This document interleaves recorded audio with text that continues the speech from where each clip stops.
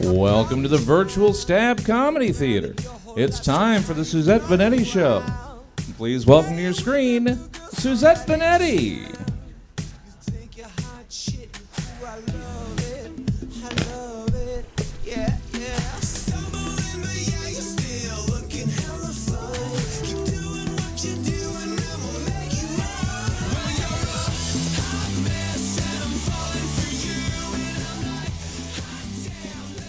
Hi everybody, welcome to the Suzette Veneti Show. It is April 4th, it's Easter Sunday, and yes, we started 3 minutes late, but that's because today's a special day, and we didn't want it to be like all the others. It's the 50th episode of the Suzette Veneti Show, so welcome, thank you so much for being here. Not the guest that was advertised, but I have a great guest nonetheless. You will be like, what? That's your fill-in guest? And I'll be like, I know, how lucky am I? So we'll have that conversation mentally because I can't hear you. So give me a second. We're going to talk about some news and technology, right? Okay, here we go. Placer County Sheriff Devin Bell linked the coronavirus vaccine to the death of a 64-year-old Placer County resident who died hours after receiving the vaccine. Of course, this is nonsense as millions of vaccine shots have been given. Sheriff Bell clearly is a vaccine hater. Science experts everywhere said the shot had nothing to do with the death of the 64-year-old man from Placer County. One supporter of Sheriff Bell's theory was the racist and Sacramento Sheriff Scott Jones, who was seen with a pointy white hat hood, but was also seen with a speech bubble over his white hooded head that said, "Yeah, I'll just say everyone that my officers shoot and killed died from a COVID shot. That's the shot they died from. This is a great idea." It was a speech bubble, so you can't get me, Scott Jones, because I didn't slander you. Isn't that fun? California counties are easing restrictions as COVID-19 cases decline in numbers. The other state known for sunshine, Florida, saw this and was like, hold my spring-baked beer. And they mandated that all residents breathe directly into the mouth on the person, of the person to their left. Florida. Let's see. There was a White Lives Matter march. That's a joke. Don't have to make a punchline. The rest is just news. So, there was a senator in Wyoming. I didn't look this up, but this is great. He was mad because meth was being imported into his state, and he wanted the meth to be produced in-state. He didn't like that the meth dealers were getting their jobs taken by people from not the United States or Wyoming. Republican senator from Wyoming. What the fuck's wrong with you? Also, speaking of Republican politicians, Matt Gaetz, I'm sure you guys know this story, but he's a Republican. What is he? He's a representative. So he's a U.S. representative. And he was like, oh, no, child trafficking. Let's not make a law about that. Let's not make sex scandal laws. And then he was caught with a sex scandal. And he called little girls 17-year-old women. And everyone was like, no, that's a child, sir. So, of course, and when I heard the story, they didn't tell me any of that. I was like, he's a conservative politician, isn't he? And then the person told me, was like, yeah. And I was like, duh. Okay, that's the news, I think, and I didn't have time to write more jokes because I was so excited for this guest. Also, it's hard being me. Okay, cool. So I am so excited to have with me co-hosting my 50th show extravaganza today. My very favorite person, one of my favorite people, and one of my favorite drag queens, and my drag aunt, Apple Adams. What's good, Suzette? How are you doing? I'm all right. How are you? I'm feeling freaking phenomenal. Thank you for having me. You look phenomenal. Thank you so much. Oh, my God. How are you feeling today? We had brunch. Are you good? No, yeah. So we did just come from our brunch show, makeup and mimosas. So I am feeling wonderful, if not slightly tipsy, but like a responsible tipsy because I've sobered up from the silly tipsy. That's good. Yeah. And I drove, so we're like... Sure did. We're good. responsible. Yeah, we're responsible like that. Mm. And I just got a message from the next contributor who always brings the tea. Gonna make sure everything's good before we bring him on. But I can't wait to bring him on because there's a lot of tea just in the air. It's vaporized tea. It's going around. Apple, we're going to talk about it later. But Clifton always brings the celebrity tea. He tries to stay away from the local tea. That's fair. So I think if we're ready, we're going to bring on Clifton so he can talk about some tea. Peers and queers, get ready, get excited for Clifton Ellison. Hey, Suzette, how you doing? I'm all right. How are you? Hey, Apple, how you doing? I'm good, Clifton. How you doing, baby? I'm good. You know, I was rushing trying to be punctual, and I know y'all probably caught me on camera drinking the juice straight out of the jug because Pandemic times. Because because it's fine. I was trying to rush and be prompt and punctual because, you know, I just want to make sure that the girls get their tea. I know I missed last week because I was doing some wrestling things, and I know I missed the week before because, girl, gay shit. But that's all I'm gonna say. But That could mean a lot of things, Clifton. Sure the hell Yeah. can. yeah, you know, when your friend calls you up and they say that they're breaking up and stuff's getting thrown out and everything like that, and then on Easter Sunday they're posting a selfie together, girl. That's the gays, though. You know that's how we be. So I'm just like, okay, I ain't helping you no more, sis. Look, if you're getting your shit thrown out, you better call somebody else, girl, because I wasted my day. But I had fun because I was drunk that day too, and I saw the show, and I saw you. So, you know, I didn't know there was another show on Sunday nights. I was like, okay, come on, double dose of drag, like a double dose of who needs Moderna and Johnson & Johnson and things. You get a double dose of drag, you know, and you don't. The side effects are just a hangover. You're not laying in bed half asleep feeling like you done took 10 edibles and your arm feeling like you got jumped like I was on Tuesday because I got my first shot and bitch. Unless the drag performer in question is Mercury rising, and then you'll get a contact high, so you'll probably still be laid out for a couple hours. Yeah, and True, HPV. true. I got my first shot on Tuesday and it was fine. And then the next day I felt like I got like stomped, jumped, beat on my arm, and I was just sleepy. Like it was weird. It was like a haze. Like I only got up to like I couldn't even finish a TV show. Like I kept falling asleep on a TV show, and then I ate like lunch and dinner, and I was just like off and on asleep. But the next day, it's fine. So you know, now as far as the tea, we have missed a lot of good shit, and it always happens to me. The good shit happens when I'm gone. But let's go back. Have we talked about Miss Sharon Osbourne? No, we have not. Girl. So, as we all know, the controversial interview with Prince Harry and Meghan Markle on Oprah, and you know, whatchamacallit, Piers Morgan, and had his whole hissy fit and walked off. And Sharon Osbourne, I don't know if this is her like trying to stand up for her boy or whatever like that. But then she was talking about it. She started getting a little bit in his defense on The Talk. It's like Which the is Wish basically The version of View. You know, it's like if you want like a discount, or you go to like Target, you get like the Target store brand Cinnamon Toast Crunch, same flavor but cheap and different label. That's The Talk. I never watched it before, so Up and up Toast Crunch. There you go. Oven. Compare it to Cinnamon Toast Crunch. There you go. I got a story about the cereal after this, but so then Sharon got to talking, and then she basically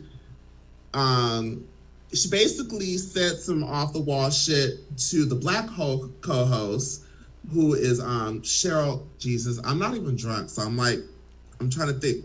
I should have took notes on this shit because I don't even. Cheryl Underwood, there we go. Who is the black co-host on the show? And basically, it was one of those conversations where you're getting gaslit by a white person, and then as a black person, you can't respond the way you want to, because if you do, then they're gonna flip it and play the victim. So I gotta give props to her because she was super like calm, talking to Sharon calmly, but then Sharon flipped it and started crying and was like, "Oh, well, you should teach me." Da-da-da-da-da. Women, you are a woman of a particular age and you have this thing in our hand. You have a cell phone that has Google and everything else in there. I'm tired of trying to educate y'all on things that y'all should know. You know how to talk to people, and you know what's racist and what's not. And if you don't know, you can look the shit up yourself. I'm tired of educating.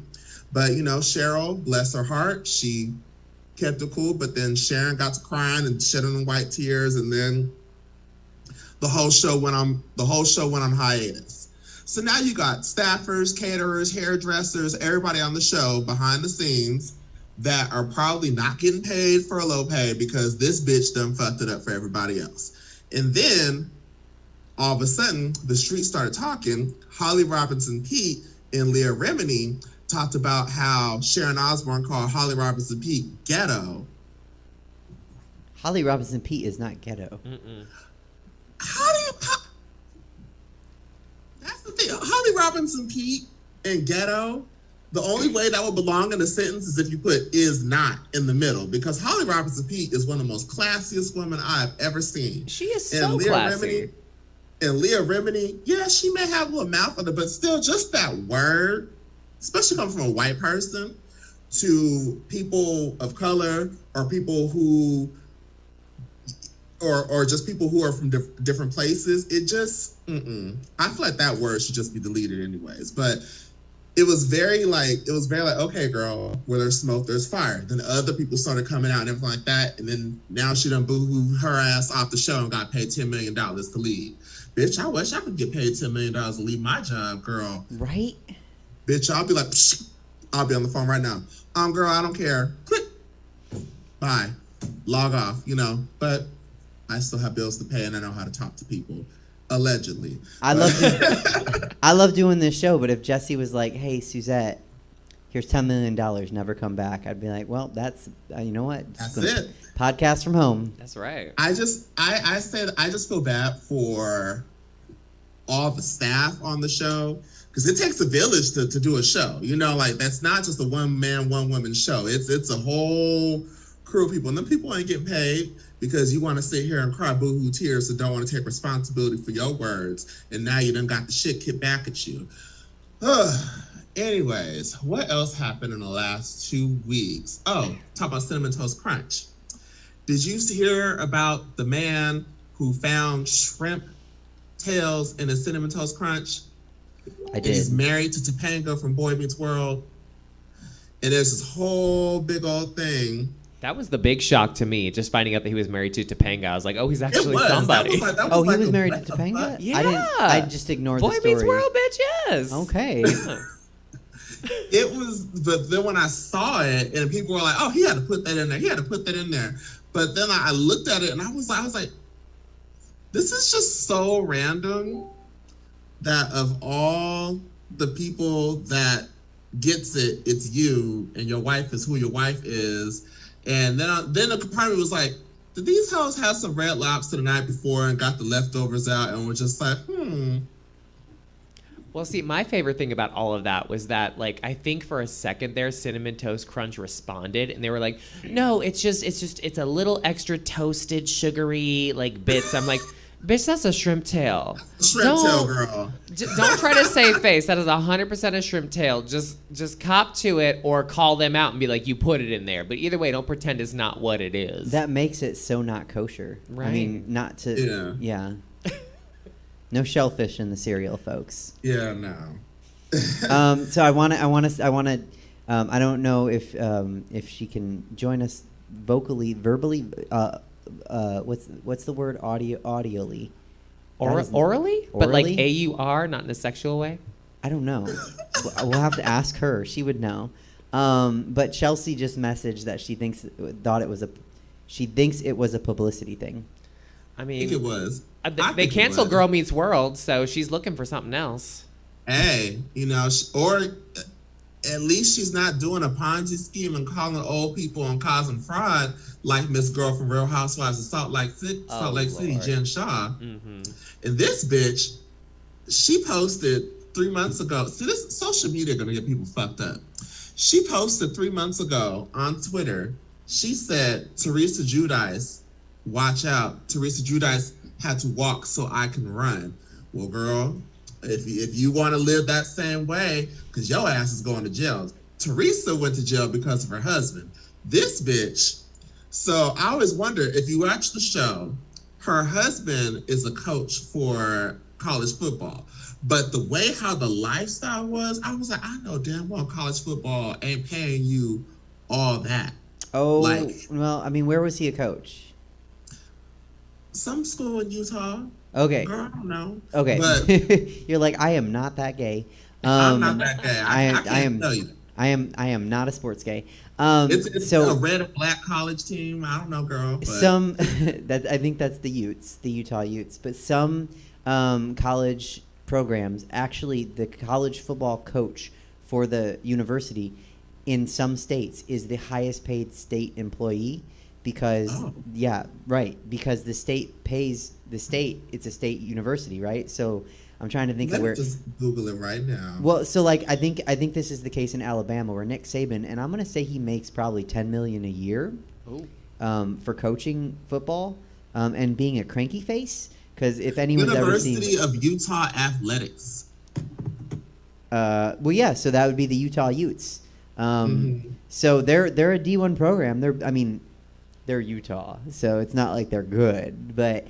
They're still, they sell a lot of tickets. There's a lot of revenue in college sports, which is actually a hot button issue because none of that money goes to the players. Kids ain't getting paid. Not at all. Not at all. And the old white men are getting paid a lot of money. Are we shocked, though? No, not at all. Not at all. All white men are just, don't get me started, girl. That's a whole nother tangent. But Thank God I never was one.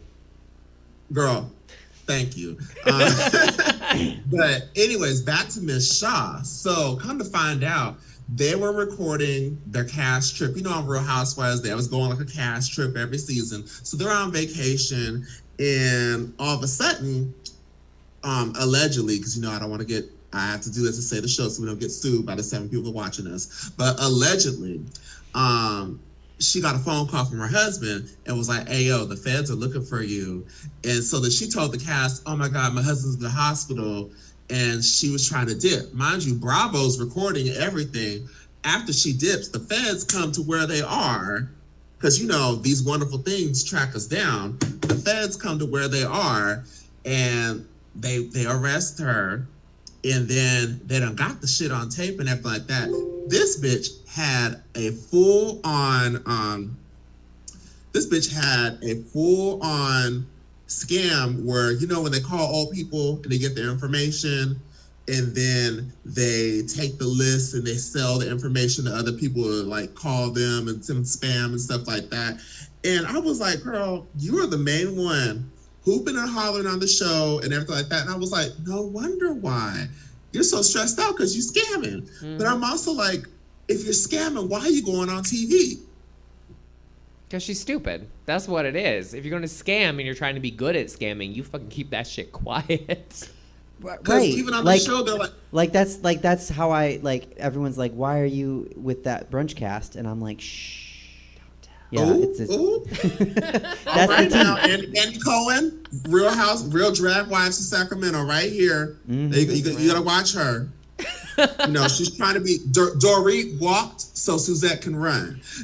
You know what? I'm gonna say Dorit walked so Suzette could shuffle awkwardly. There you go. More accurate.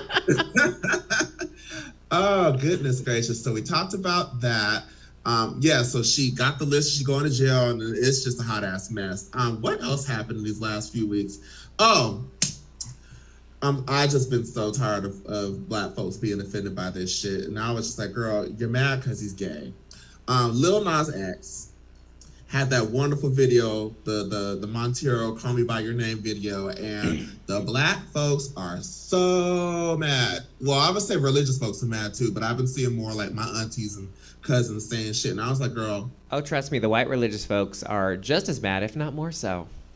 Well, I kind of pissed off a family member because they were like, oh, Lil Nas X is the worst thing to the black community. And I said, but you have kids that I know you ain't seen and paid child support for years. But yeah, go off on the man twerking on the CGI demon. Mm-hmm. And if you actually watch the video, it's satire because we're always told we're going to go to hell. We're going to go to hell. So it's like, well, shit, if I'm going to go, I'm gonna run go. the bitch. I'm gonna absolutely go. Yes, absolutely. That's why you have to give him credit. But people were so mad, and then those shoes. People, oh my God, those shoes! I'm never buying Nike. Da, da, da. Well, they're not Nike shoes. I mean, they're Nike, but One, they're they not weren't Nike shoes, and two, bitch, you're a cashier at Safeway making $45,000 a year. You ain't buying no goddamn $1,000 shoes, girl. Get it together. Were you really going to buy them shoes? You so mad about this shit. Were you really going to buy them shoes? And you mad about this, but we got Sabrina, the teenage witch, saying, thank Lucifer. We got a show called Lucifer where the girl's fucking Satan on the show. Mm-hmm. But then you mad because somebody gonna twerk on a CGI Satan and go to hell. The world acts like they're ready for this, but clearly they're not. They want to say that like we're all inclusive and we're all down for it, but the moment you see a gay person calling you, not only that, but a gay black person calling you out on that bullshit and saying, okay, let me go to hell then if you think I'm going to go to hell. And for people to respond the way they did, it's like, okay, so you're telling us it's bad, and when we own it, then suddenly you're all offended. It's like, no, girl, you can either be on the same team as us or you can fuck off. That's it. And it's just the hypocrisy of it all, because I'm like, okay, we literally have hit television shows and movies and franchises, billion-dollar franchises built on obsession with demons, cults, the devil, and things like that, though. But then one little 4-minute music video is just, oh, the children, girl. Well, and can I, like, I know people have made this point. This is not a revolutionary point coming from me. But, like, if your children are watching that, then you're allowing them to. How about being a better parent? Like, you're letting you can stop your kids from watching music videos if you're, I don't know, the dad from Footloose or whatever causes you to want your kid to watch music videos, whatever the fuck your life is. I don't know your journey, racist, closeted dad. But, girl, like, be a better parent. Say it again? They could download YouTube on the Nintendo Switch. They don't need a phone. Right. I mean, so don't get them a Switch. Like, I don't know. Or let them see it. Expose them to different things. That's okay. Yeah. Well, don't get them a Switch, or maybe go outside and get the Switch. I don't know. Raise your own goddamn kids. Shit. Absolutely. And it's just one of those things where it's like, you know, you have, and I commented about this a while ago because I was really upset about it. It's like you have all these people saying, what do I tell my kids? What do I tell my children? It's like, bruh, if you were really that upset about it, maybe you shouldn't have had kids. Like, if you don't know how to talk to your kids about hard-hitting subjects, you weren't ready for it anyway. That part. And that's why I don't have kids. You and me both, because I've said this before on the show. I don't know who would want to call me mom. Because I'm not ready for it. I can't afford it. I can barely afford it myself. And two, there's so much shit going on in the world right now. I don't know if I have the heart to bring somebody in here into this fuck shit we got going on right now. I want to clean this shit up before I even think about bringing somebody else up in here, you know. You know what That's my choice. You know what I'm going to do, Clifton? As soon as we get Chelsea on, I'm going to ask her to please guesstimate how you would be as a parent, because she is a parent, of course. So I want to know how she thinks you would do, and then I want to hear how she thinks I would do. Shit. Oh, Lord Jesus. a little masochistic, just a little bit.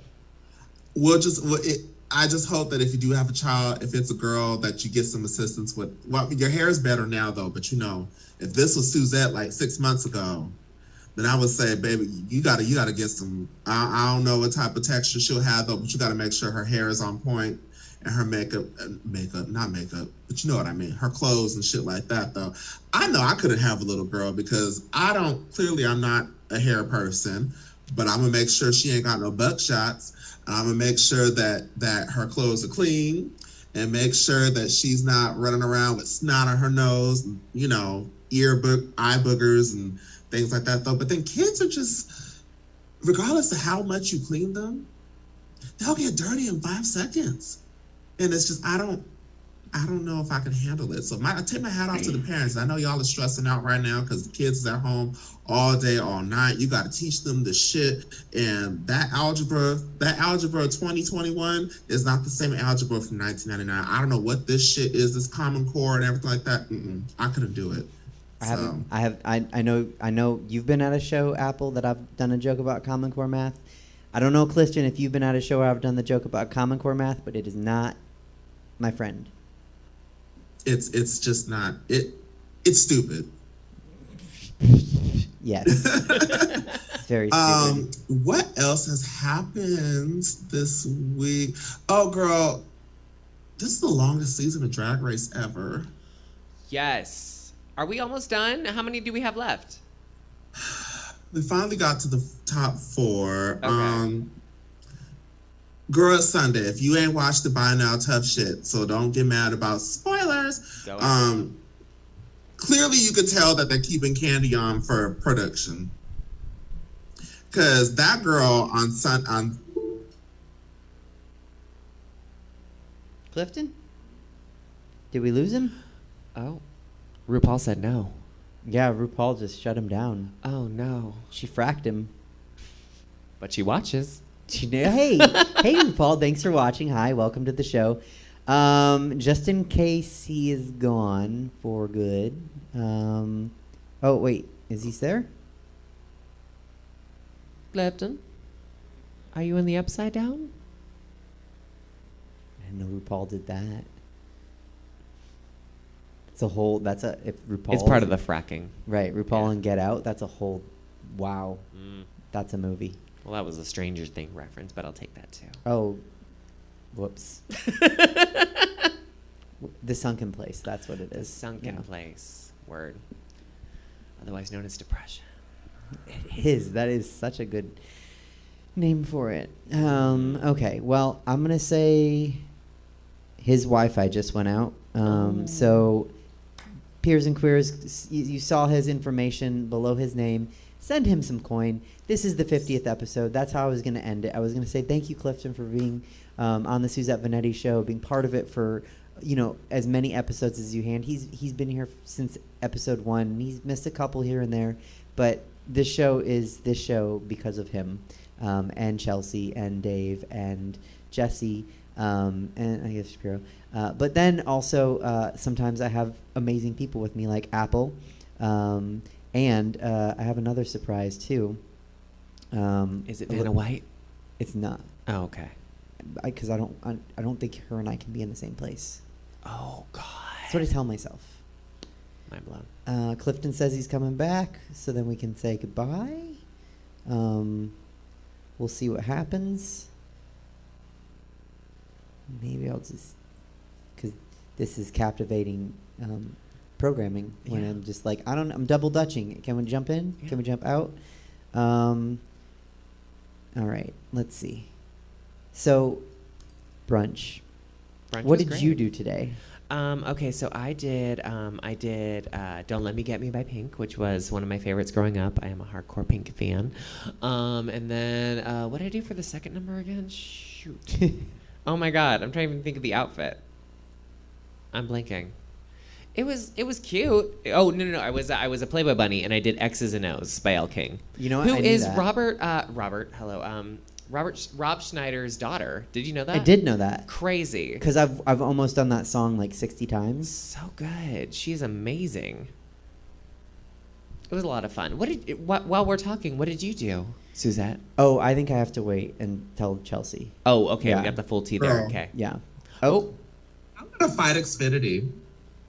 Oh yes. For what? What did they do? Who are we fighting? Because they just had everything just flashed in here, like the cable box is flashing too. I'm back on now, but sorry about that.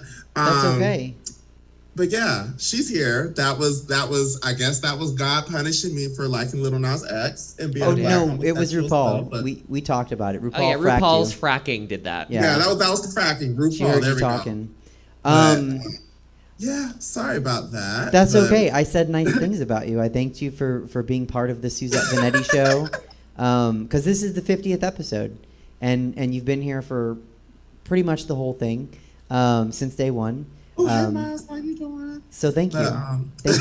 Thank you for being part of the family. Well, anyways, thank you so much for having me, Suzette. Absolutely. And I am actually going to go buy my edible now. because I don't have to be professional anymore. I learned my lesson that last time, though. But yes, sir. I love that for you. Will I see you tonight at the show? Yeah, I'll be here. But thank you, though. Okay. Well, I love you. Thank you so much, and I'll talk to you later. Bye. All right, bye. Clifton is such a dear. Oh my gosh. Oh, I love him. That is Clifton Ellison. Like I said, you can send him some coin, pandemic, blah, blah, blah. While I'm at it, to asking you to send coin, right above my cute little head is the information for Stab Comedy Theater right there. You can send them some coin. You can give them a follow. 7-day-a-week programming. I'm not going to ask Jesse to pick his favorite show because they're all his children, and he loves them all. But Jesse, what's coming up? Anything fun and exciting coming up? I mean, just the same regular sort of stuff we got going on. Just trying to get the next thing set up here. Just check out the full calendar of events at stabcomedytheater.com to keep up with everything that's going on over here. Yeah, 7-day-a-week programming. Our next guest on the show has a show on Wednesday nights here at 9 p.m. called Drawing a Blank. And it's a fun, it's a Pictionary-based show. She also has her own game show called Who Wrote This Shit, which, Apple, you're on often. Often. I have so much fun with that show. Oh yes, my God. April Adams. April Adams, April Autumns, whatever they come up with, I just go with. Yeah, no, those are all the names that just one guy called her in one episode. It was amazing. And I love the next guest, and I'm going to get my energy up because I love her so much, and she's so amazing. And without her, I'd be just a little lost doe in the woods. But thank God she's here with her headlights, so I can just stare at them blindly and then get hit by the car. That is the wave of emotion and joy and intensity that is my next contributor. I love her. You love her. Apple, you love her. I do. Give it up for Chelsea Bearce. Oh, my God. Hi, Chelsea. How are you? Hi. That intro is terrible.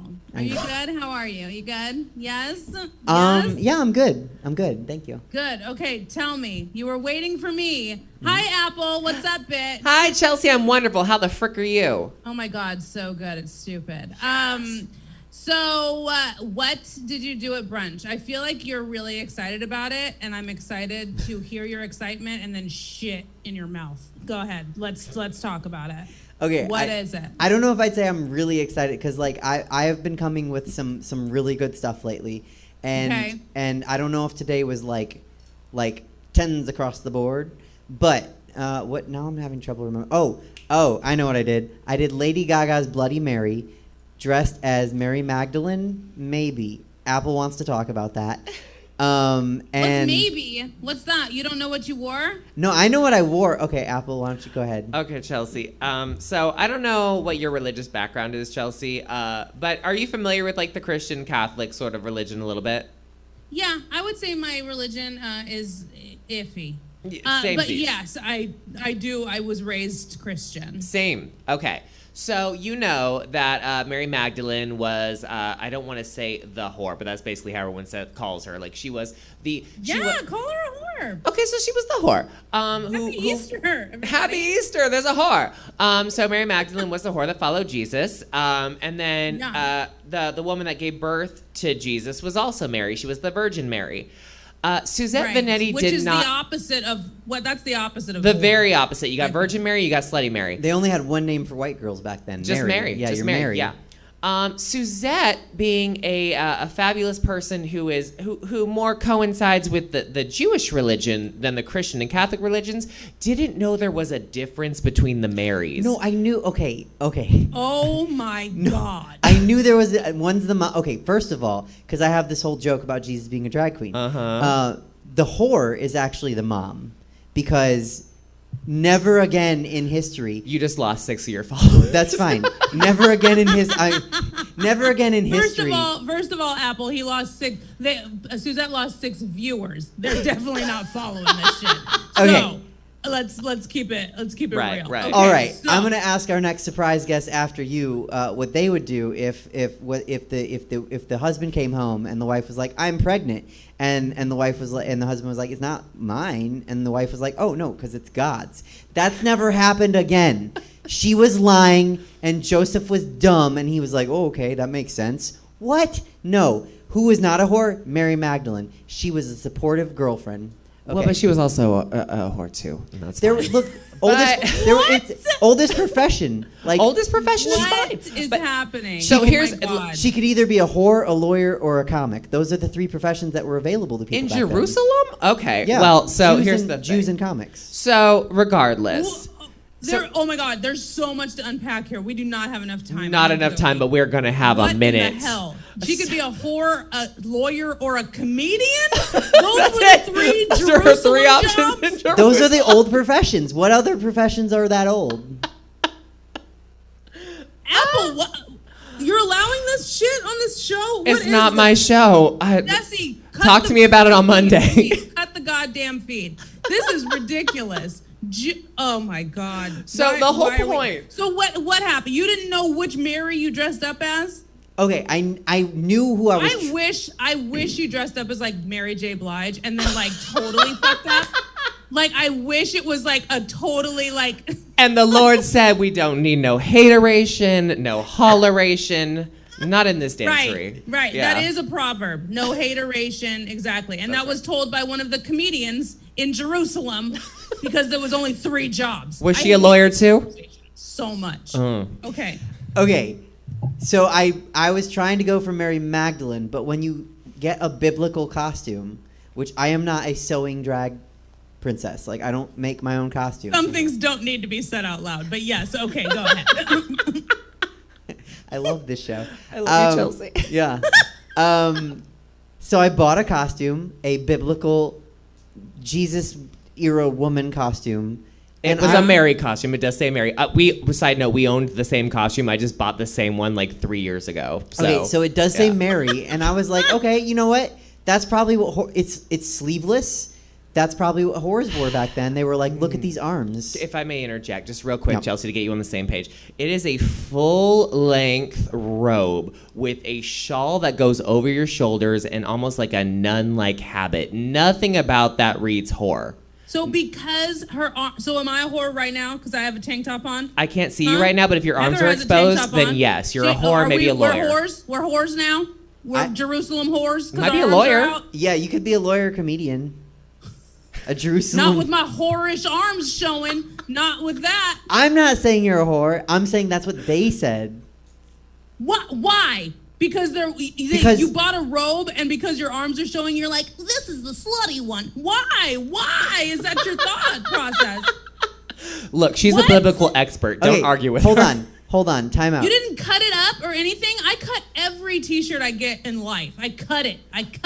That's a because skill. I cannot wear a fucking habit. I can't wear what you wore I thinking didn't- you were a whore. I didn't like look at what I wear normally. I am a whore. I didn't like wearing this full length robe. I was like, I feel You chaste. could have taken some scissors and just been like, So ooh, cut now I'm it, Magdalene. I was or about to do cut an it into a 80s mini tie. robe. Tie it in a fucking knot. This is dumb. So you did your drag performance. Wait, what song did you do dressed as a judge? What song did you lip sync to dressed as the most non-whore whore? Tell the woman, Suzette. Bloody Mary by Gaga. Okay. And You didn't, oh my God. Okay. I had, because I know what you would want to see. I had a loaf of bread that I broke. I had a Bloody Mary drink, 'cause duh. And then in the middle of the song where it gets like, oh, Gaga, like two gentlemen carried me around with Jesus, and I did Jesus arms. Oh my God. That's what opened the show, Chelsea. No, Yeah. Apple. It is absolutely not. It absolutely Shut was. up. It was. If I was doing Bloody Mary dressed as Mary, guess what? My fucking whore Mary would have just gotten her period, and it would have been all about fucking menstruation. That's how I would have done it. Topical. Because it's funny. Don't make it real. You did the fucking cross thing. You brought a loaf of bread on. It was a baguette, so it was funny. Baguettes are never not funny. God. Do you know what we just learned on Who Wrote This Shit from Justin Elizabeth Sayer? We just learned that the first dildos were made of bread, yo. That's real life. Look that shit up. Clifton's done. He's going to go to the bakery right now. That's real life. That's a yeast infection. The first dildos were made of bread. Wow. And I'm obsessed. That's a whole different meeting to get I'm this talking bread. about it on stage all the time now. I'm like, that's where the term yeast infection comes from. If they had a website, it would be only brands. I mean, I have jokes now. We're writing jokes. The bakery is open. Oh, how's that loaf feel, girl? Cut the cameras. That's real. So now, if you had done that, if you had fucked that bread on stage, then you would have been the whore that you wanted to be in the first place. Fuck bread, Suzette. Fuck bread. You know what? I will take these notes and I will fuck bread next show. I'm going to clear. If you don't fuck bread, Apple, I'm going to text you next week if Suzette does not fuck bread. I'm gonna be here with a gun to his head and her head and some bread. Caveat. Thank you. Caveat. I'm running this by Taryn because I'm not going to fuck bread at brunch, and she's like, I see that, Heather. The fuck is wrong with you? I do not run it by Taryn at all. I want you to just fuck bread without any sort of context. That's right. She's not going to give me $10 million, which, by the way, Chelsea wrote that in the chat when that came up. She wrote, all I have to do is give Suzette $10 million and she'll never do the show again. Tempting. If you start a GoFundMe, you will get $10 million in a week. Dead ass. To end this show. From the four viewers? The four viewers are going to raise $10 million? To end this show, Jesse will put in $1 million by himself. He doesn't want to do this shit. Come on now.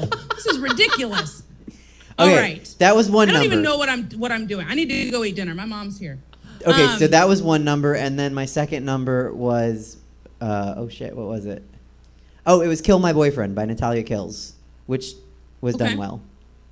And which whore outfit did you choose this one? What did you do for the which full length floor gown did you wear like the slut you were trying to be?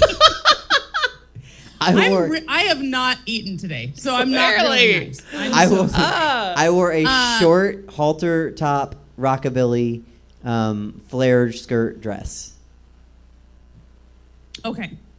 It was cute. I will say. It actually was pretty adorable. That sounds very cute, and I can see it with that. Okay, I like that. Thank you.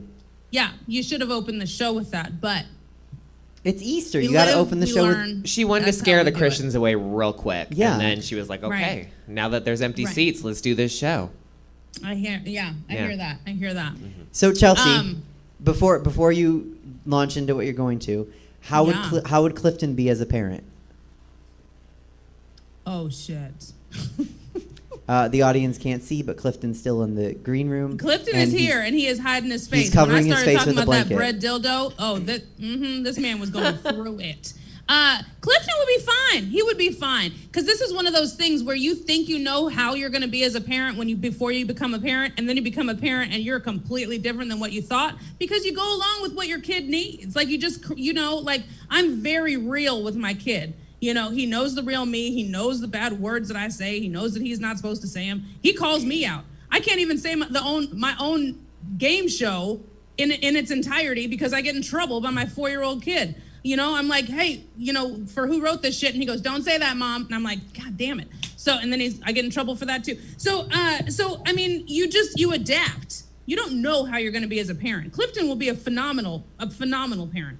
Right now, he would be a really fun uncle. Like I would bring my kid around Clifton and then take him away swiftly. Like after he took the bite of edible, it's like, okay, well now you have had your fill. Like you're done. So, but he would be fine because once you know that this is happening in your life, you morph into this new existence. You know what I mean? Like, thank God my son came into my life. I'd probably be dead. I was partying like crazy. So technically, maybe because your son is your boss, right? With the dog treats.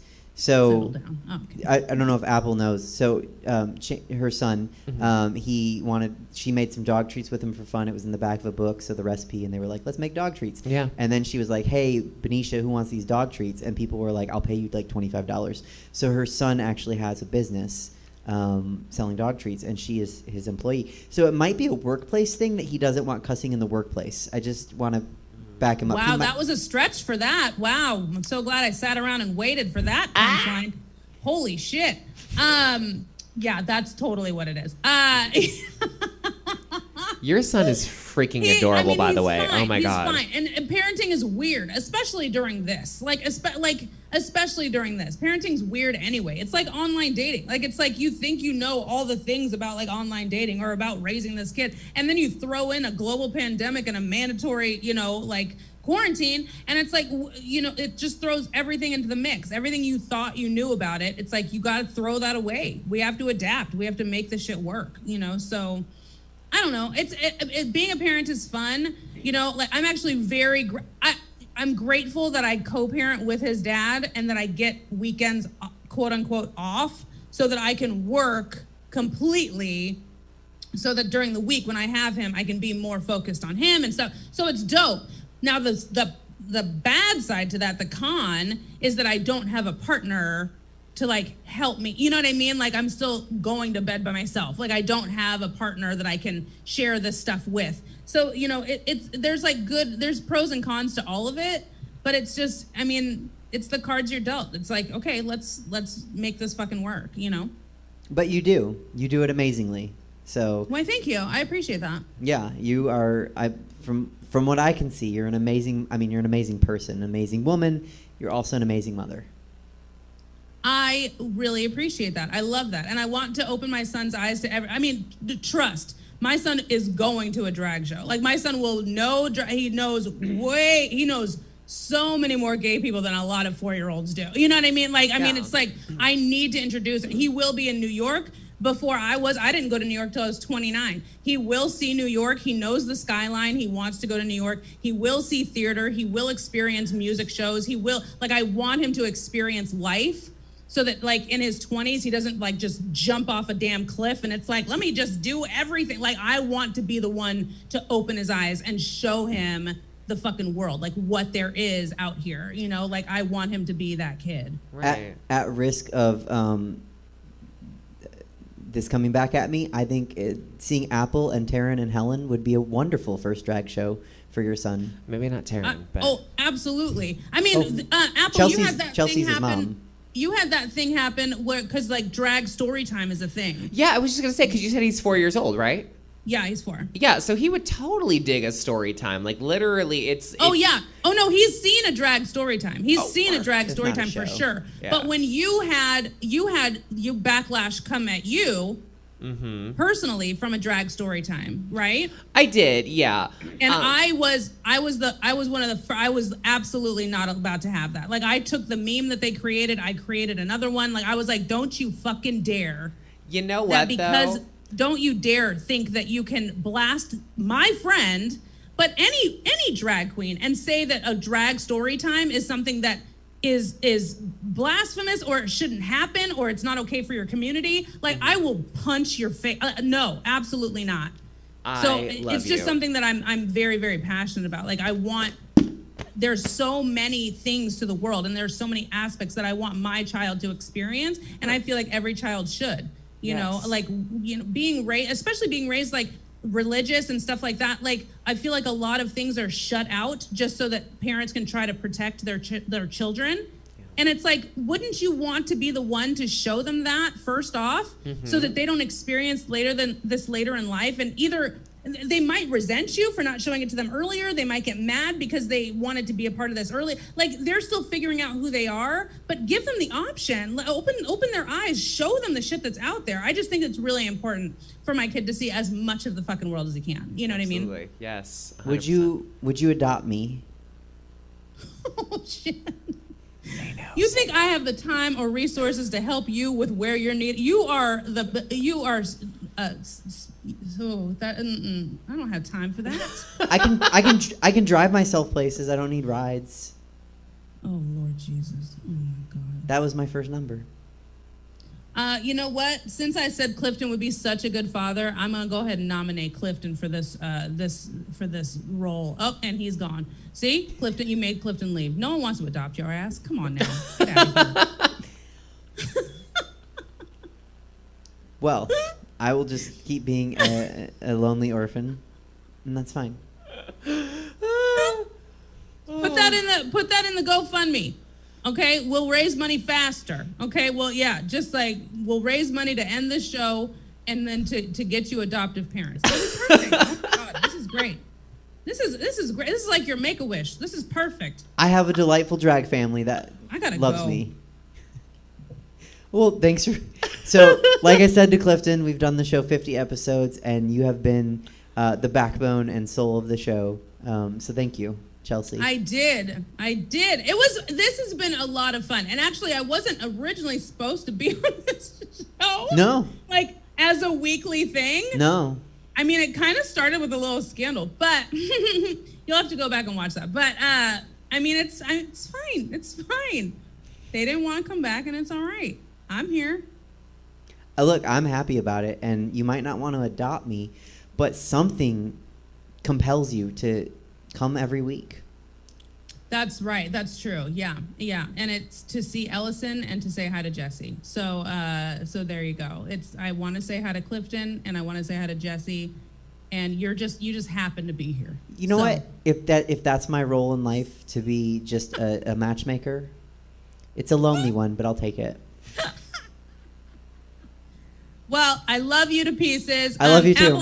Apple, I don't know if we have dates for. Do you have a Who Wrote This Shit date? I do have one coming up. I was actually about to ask you because I'm not sure if it's tomorrow or if it's like next week. But I know I'm supposed to be doing one with me and Helen Heels. So I'm really excited about that. Yeah. Oh yeah, I think that's actually the first week in May. I think. I'm so off then. Work. Okay. But yeah, you're fine. You're fine. We're gonna have a drag episode with Apple Adams and Helen Heels on Who Wrote This Shit. It's gonna be so much fun. So, but yes, I love you to pieces. Happy 50th episode. Thank you. Yes. And yeah, I will see Jesse. I'll see you on Wednesday for Drawing a Blank here on Twitch. Thanks so much, guys. I'm gonna go eat. Happy Easter. Bye. Bye. Chelsea. Chelsea Bearce, everybody. Her information is good. below her. Send her some coin. Her son is a tough boss, and probably the wages aren't good. Mm-hmm. So follow her. She's great. Shows are coming back. Comedy shows are coming back. So she's out there. Go see her. You won't be disappointed. Oftentimes when Chelsea takes the stage, she is joined by her partner in comedy. And actually we have a surprise. He is here. And not only is he here, but his wife is here. And she's been on the show before too. So I am so excited for the 50th episode to bring on Myles Weber and Heather Weber. Hi guys. Hi. Hey. How are How's it you? going? You hear us okay? Yeah. All right, perfect. Beautiful. Yeah, we were just chilling. We heard you talking about the shrimp cinnamon toast crunch gate, and I just want to make sure you had all the facts, but I think we're your guest now, so what's up? Well, yeah, I mean, yeah, absolutely. Like, it's the 50th episode, so it's fun to see friendly, well, I mean, I don't know if I'd say Chelsea's a friendly face, but it's fun to see familiar faces that love me. So hi, welcome. Let's talk Cinnamon Toast Crunch. Yeah, man. I know, so you got like the main story. I don't think it was a publicity stunt. Didn't really work out for anybody. Like Cinnamon Toast Crunch, everybody thinks that they put parts of seafood, like not even the edible parts, in their cereal, and that's not a good look. Plus, they think they might have had like droppings from a rodent or something baked into the Cinnamon Toast Crunch because there was like black stuff in it. It was really nasty. And in the bottom of the bag, there's a bunch of black stuff.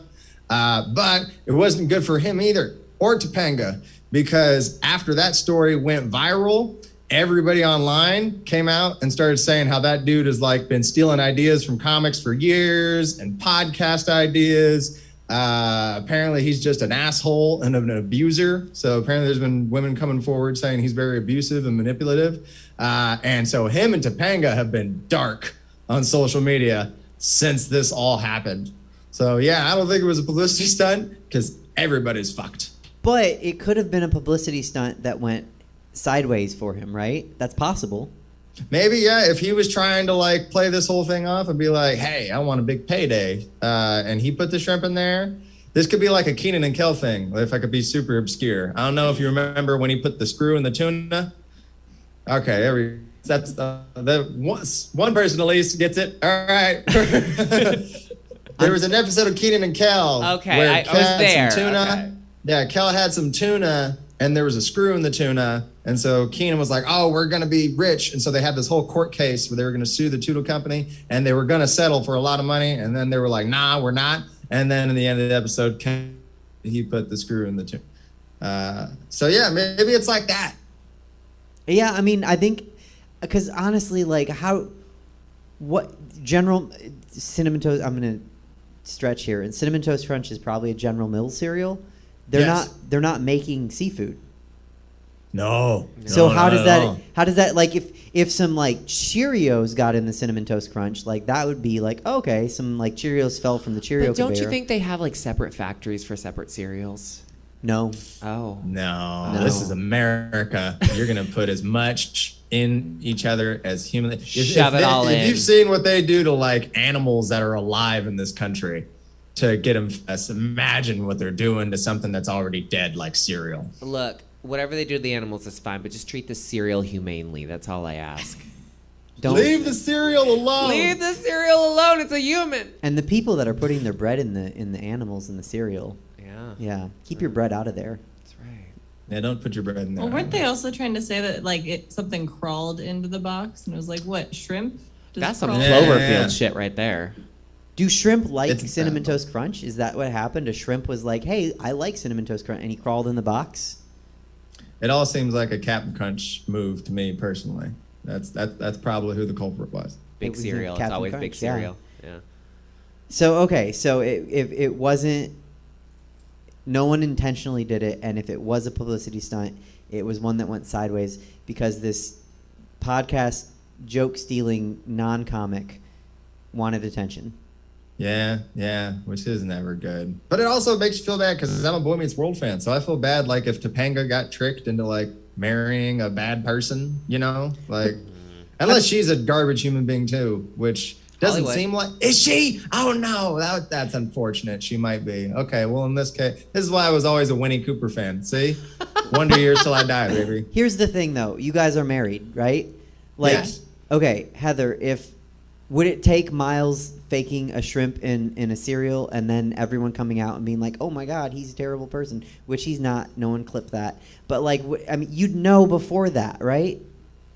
I mean, yeah, and you'd think like people would come out and like warn her, but not everybody listens to warnings. Some people are drawn to red flags, so They're so pretty. We talked about this on the dating episode, yeah. we did. We talked about red flags because I might be drawn to red flags. Apple, you might not know that about my dating history.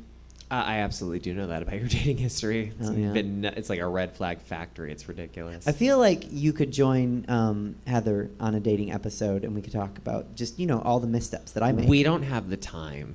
Well, no, I mean, it would just be, we'd have to condense it. Okay. Condense it like Well, that that'd be shrimp was in fun. that That would Cinnamon be. Toast Crunch. Yeah, absolutely. Well, thank you for the scoop, guys. Yeah. Anytime. Also, you've both been part of this show on and off whenever you can, and I appreciate it. It's the 50th episode, which is hard to do in a pandemic. And you guys Yeah. have been here and helped me out, and you watch, which is the most important part. So thank you both. For Of sure. Yeah, I course. realized him and I don't think I've ever done it together. I've always done it with Chelsea. Yeah. So. Yeah, so nice to have us on. Yeah, happy 50th, girl. That's Thank you. that's dope, right? I have really good friends, and they're really supportive and amazing. You guys included. Thanks. Yeah. Well, I won't keep you, but anything else you guys want to mention or say? Is there anything? I don't know. Check us out online on TikTok and fun stuff. We just posted an Easter we TikTok. just posted a Easter sketch today. Yeah. Yeah, you've So been TikToking a lot. How's that been? It's been interesting, yeah, because I posted some stand-up clips on there, and then it kind of blew up. And so I'm like, oh, well, I guess this is my job now. So, yeah, been trying to stay pretty active on TikTok. It's going Yeah. pretty good, getting some good followers. He did a random one. We decided to walk, because we live in Las Vegas, and we decided to walk the Strip the other day for like the first time. Yeah, since the pandemic. Yeah, all masked up. We kept it moving, you know. But yeah, it was the first time that we were around that many people. So it was very interesting because it's spring break. So yeah, and I think this is how we know Vegas is back. We saw a woman smoking a joint while taking a picture with Elvis. I'm pretty sure Vegas is back now. Yeah, we're Vegasing again. Yeah, I think it's Vegasing. Your Instagram handle, Myles, is under your guys' feed right now, so people can go to your Instagram and they can find your TikTok from there, right? Yeah, my TikTok handle is the same as my Instagram handle and Twitter and all that fun stuff. Myles Weber Joker on all platforms, except for Facebook. Facebook with Myles Funny. So, and I'm not going to ask this because I'm scared Chelsea will come back on the show. And you can ask it. It's fine. No, well, I just don't know how to. I don't know how to do anything apparently, but I don't know how to TikTok. So I would be interested in learning how to TikTok, and also, like Heather knows, I just need a lot of help with dating. So anytime we want to revisit that, and Myles, you can opine on that too, because look at me. Yeah, I don't know what I'm doing. Oh yeah, he's done a lot. Even like at a comedy shows, he'll bring somebody on stage and just look at their dating profile and just give them tips on their dating profile. Yeah, that's brilliant. Yeah, usually guys, because guys need the most help. I don't have a dating profile because I don't want to date online. A good tip for the guys on dating profiles is that if you actually want to have the sex with the ladies, you shouldn't put like your sword picture as the lead-off picture. You know, like any picture with a sword right off the gate, that's probably not the most enticing. I've seen a surprising amount of samurai swords as like the first picture, and I'm like, yeah, man, I don't know who you're gonna attract with this. So yeah, that's a good rule of thumb. No samurai swords on the dating profile. So I thought you were being cute and making a euphemism to a penis, and then I realized no. I wish you're just then talking you'd at least about be like, actual hey, swords. here's what you're working with. Like you want it legit or not? collector swords. Yeah, like he's talking like a saber or like a samurai sword. No offense, y'all, but the heterosexual community is not okay. Oh my god. Oh yeah, no, the 2021 straight male is dog trash. I feel so bad for all the single ladies and even the fellas out there trying to go after it. Man, it's slim pickings out there. I think in like 5 to 10 years, the guys are going to start coming around and they're going to be a little less shitty. But right now, oh dear Lord. Oh, so it's like how like movies don't get to Nebraska until like 5 years later. Yeah, man. It's been hundreds of years of just like injecting toxic masculinity into everywhere around us. And so it's going to take longer than a couple of years to shake it off, you know? So at least now the mental health conversation is kind of starting to happen in a lot of places. Hopefully it keeps on happening and that'll help things out a lot. But yeah, man, it's rough out there. Those guys are stupid. So just unforgivably stupid. In so many ways. I don't think the pandemic helped either because not being around ladies in person seems to have done a lot of poor things. So, it's not good. So Heather, what makes Myles different? Because he is a straight cis man. What makes him different? He's been around me for 8 years. Yeah, that helps. But how many swords does he have? Yeah, what's his sword collection like? None. Oh. He's the How many keeper. swords? No swords. Okay. No, I mean he reads. He does a lot of research. He watches like a lot of YouTube videos on psychology. He's a big psychology person. Psychedelics. Oh, yeah. That helps. Oh, yeah. What else? I mean, he like goes to therapy. He has a sweater that says therapy is cool. So Yeah. I mean, he knows how to be a person. That's dreamy as hell. Okay. I used to be an egregious piece of shit, though. Yes. All things aside. But we work on ourselves. That's great. When I was just me being a person by myself and before her, man. Yeah, no, I was definitely coming out of the monster factory of just like, you know, centuries past of family where the guy was the problem. And so I was on that track and then quickly deterred the track from a mixture of life and then her coming along. So it definitely helped. But yeah, no, man, in my early 20s, I sucked out loud, super bad. Like it wasn't okay. Yeah. I'm still trying to get those albums pulled off the internet. I like that you came to a sword in the road and you didn't take it. Oh yeah. I had There you to. I had to. I had to, Apple. Christ. Get Heather liked Chelsea it. back on. She's going to scream at you for like a half hour. No, I successfully dodged asking her how I would be as a parent. I said I was going to do it, and then I didn't do it on purpose. Yeah. Well, it's funny that you guys were talking about that Yeah. because when we were walking, I think we were leaving the Strip the other day. I was like, because everybody thinks Vegas is a bad place to take your kids. And I was like, I think it's a great place. You can just knock out all the uncomfortable conversations in a weekend. All of them, everything. Like, it's really only a bad place for kids, depending on how little you're willing to talk to your children, honestly. That's really what depends on. Because we can walk down the Strip.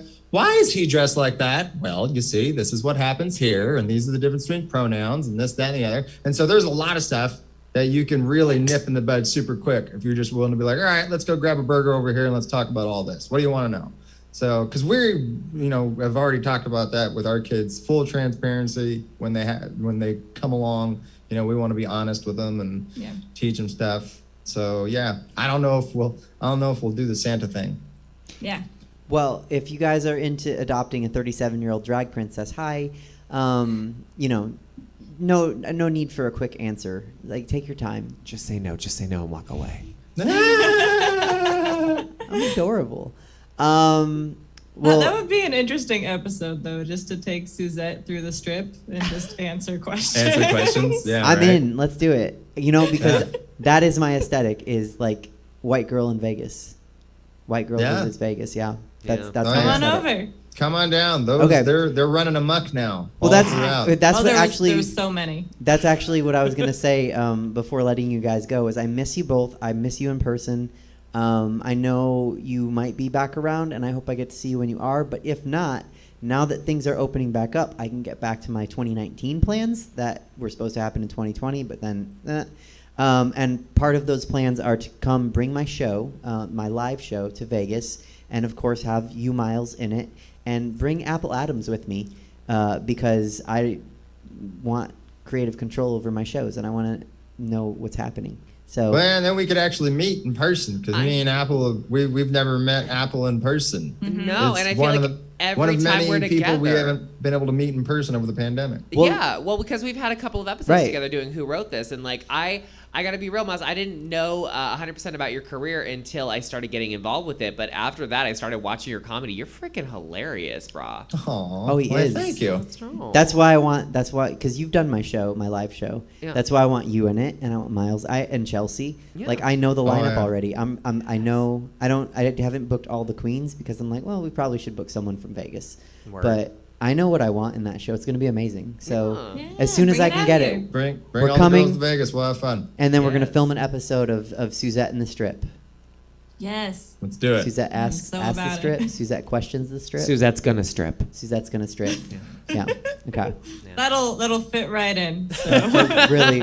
Especially Look, walk around with some handcuffs. That seems to be the things that Yeah. girls do. They just walk around with their ass out and try and handcuff guys. Oh, I that's got me. spanked twice. Yeah, he got Yeah. spanked the other day. Yeah. Oh. Well, I'll tell you what I won't wear. I won't wear a robe, a biblical robe. So, Face down. yeah, Yeah. never Yeah. again. Never Show off again. your whorish arms. Bring 'em out. I'll show off my whorish calves that day. I'll cut that robe short. Walk before you run, girl. Walk before you run. Okay, okay. Well, Heather, Myles, thank you so much for joining us. Thank you for the shrimp story. Thank you for some parenting advice and just being awesome people in general. Absolutely. Thanks for having us, and happy Absolutely. 5th year, girl. Congratulations. Thank you so much.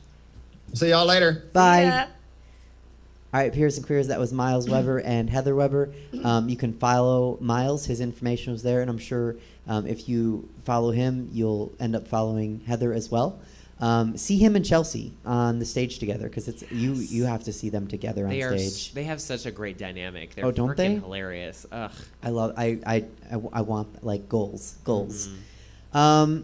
Well, and so Apple, that brings us to just us. I don't think anyone else is joining. Okay, But word. you are my guest, and I am excited to talk to you a little bit. Myles is talking about the importance of mental health. Let's just start there. Work. Okay. You're an advocate for mental health. I certainly am. Yeah. Therapy is good. What else do I know about mental health? Therapy is good. Depression is real. And you say something now. Yay. Okay. So a little background. When I was 14 years old, I was diagnosed with depression and simultaneously ADHD, which is a fun cocktail of absolutely not. And I think for like most of my teenage years, I didn't really want to kind of look into it because I was kind of just trying to like pretend that it wasn't a thing that was a real problem, and I didn't want to be different than all the other kids and stuff like that. So I kind of just sort of I didn't take my meds for it, even though I had them, and I just sort of like assumed that I'd grow into a healthy brain at some point later in life, and that did not happen. So I think later in my life, especially once it started to get really bad, because I mean I know you know this situation and these symptoms and whatnot, but like when depression would hit me really hard, it would be like days, weeks where I just wouldn't get out of bed. You know, the only time I would like do anything is if I'd like go to the store or if I had to like use the bathroom, make some food, whatever. Otherwise, I was isolated. And then at some point in my life, I was like, this isn't healthy, this needs to change. And so last year I started going to therapy, actually with someone right down the street from here. Oh, yeah, very cool. Her name is Carly. She's wonderful. And now that I did it, and I've been going to therapy for a little over a year now through the pandemic, I feel so much better about myself, and I've tried to become more of an advocate for mental health. Like I know as long as you've known me that I've tried to announce how important it is to talk to somebody, to get help. But like as much as I was walking the walk, I wasn't talking the talk, or talking the talk, I wasn't walking the walk as much as I should have been. And so now that I've done that, I see such a significant difference in how I feel and how I interact with people. And now I'm trying to make sure that everybody knows about it. And not just that, but like I think there's kind of an idea that it's something that's so expensive that you can't afford, that I'm here to tell you as a drag queen who makes very little money, like I can afford it and I can do it bi-weekly. So if I can, there's certainly ways that we could figure it out for other people. Okay, so really quick, I'm going to ask you how you find the right therapist. But before I do, I'm going to take some ibuprofen. And I'm telling you this because, one, I'm doing it on camera, so I don't want people to be like, what's she doing? Two, it's because I'm old, okay? And I know you know that. I do. So, yeah. Sure do, yeah. We don't even have to talk about my ancient, ready-to-dust body. Right. Okay. But just so we're clear for the audience at home, Suzette is very old. Very old. Yeah. Deceptively young-looking, though. Sure. So, you are very beautiful. Thank Suzette. you. You are. So when you find the right, like, how do you... have you ever had the wrong therapist? So I guess that's where I'm kind of lucky, because no, I have never had the wrong therapist. The first one that I had ended up being a good fit. We had one session in person, and then like literally a week later, that's when the pandemic really shut everybody down. But I knew. I went up to her and she's like, I'm not trying to get super dark here, but she was just like, hey, how are you feeling? Tell me a bit about where you think you're at mentally. And I was like, okay, I'm not super bad quite yet, but I have a plan, and it involves San Francisco, a high building, and a lot of wine. She's like, okay, so let's talk more about that. And we had a really good rapport immediately. So it's hard for me to say what it would be like if I had found the wrong therapist. But I will say, when I first was trying to make like some sort of steps to get myself some help, I was 15, so it was a year after I got my diagnosis, and I had talked to a therapist, and I just felt like the therapist was talking down to me and was acting as if like I was just a stupid teenager who was just kind of like there to try and like do some dramatics or whatever. And so like I literally went to one session with this guy, and then I didn't go for like well over a decade. Well, okay, like a decade plus some several years after that. So to some extent, it's very important to find the right therapist, because if you get the kind of the wrong rub from them, I can see how that I know that can turn you off for a while. Like I don't know, like what's your experience with something like that? My experience is, even if you find the right person, it still could not help. Mm-hmm. So a good fit is very important. Yeah. And I think part of a good fit, like you said, at least in my experience, is making sure that you trust the person. Mm-hmm. And so I was actually curious to ask you, like, for a normal profession person, and I'm going to say normal, I'm doing this the same way that I was saying arms are whorish. Like, I don't believe there's such a thing as normal. Just like I don't believe showing your arms is whorish. But You say in a jacket. I do say it in a jacket. It's a cute jacket. It's hot though, so I might take it off and show my whorish arms. Take it off, you yeah, hoary okay, arm let's bitch. do it. Yes. Oh. So, OnlyFans. yeah, look at, here we go. For a person that let's say they work at a bank, they're a bank teller. That's one thing for them to go to therapy, and maybe they have work stress. You are one of the best drag queens in Sacramento, if not Northern California. How does that fit into your therapy? I mean, at some point you had to talk about it, right? About like performing in my kind of job. Yeah. And yeah, I mean, we certainly have. And, you know, to my therapist's credit, she's never made me feel like my job is like a weird job or anything like that. We've just treated it like it's my 9 to 5 and it's what I get paid to do. I would say, like, if anything, at the end of the day, this whole experience has kind of illuminated the fact that regardless of what your job is or what you do, like, we're all kind of in the same boat. It doesn't matter if you're like a bagger at a grocery store or a bank teller or a drag queen. Like, we all face this wall at some point where we're like, I'm trying to hold it together for everybody else and I'm not doing a good job of it. And if you find yourself at that point where you're like, I'm not doing a good job of it, and you're not getting the reinforcement and the help and the support that you need, then that might be a time when you need to seek therapy. Because it doesn't matter what your job is, or if you think that you might be more normal than somebody else or less normal than anybody else. If you're at a point where you're holding on as hard as you can and you're still slipping, it's totally okay to say, let me discreetly talk to somebody at least once, because I mean, like, you know, there's insurance things, there's people who are able to work on a sliding scale. Just if you were willing to just talk to somebody once and say, hey, I know you took an oath to not tell anybody about this stuff. Let me just dump all of my load on you. Like that just one session at the very least, even if you think you have everything together, could be like super significantly helpful. I'm sorry, I got lost when you said dump all of my load on you. Dump all of your load on me. Yeah. God. Hi. Hi. Your load on me. OnlyFans. Well, I took off my jacket, so we're there. But no, I think you're absolutely right. I think it's, and if anything, I'm grateful that the pandemic kind of proved to a lot of people that mental health is health. Yeah. It is an important thing. I don't think societally that we are there yet where people really understand what to do with it, because a lot of people like to say things like, oh, you just keep going till you're better. Is that true for everybody? Because one size doesn't fit all. I would say that in my experience, I would say that you're probably very fortunate that you found the right person, the right provider, right off the bat, and it's helping right off the bat. That's amazing. And I'm glad for, because I love you, so I'm glad for you, just me as a person. I wish it was like that for everybody. I really do too. You know, it's tough that it's not, and I wish that we knew what to do as a society for people that it's not that easy, because it seems like they're like, oh no, look, it worked like that, so it should work like that for you, and if it doesn't, then you don't want it. Yeah. So what's your feeling on that, when people say, like, because I'm sure you've come across this, if you're depressed, it's because you don't want to be happy. Right.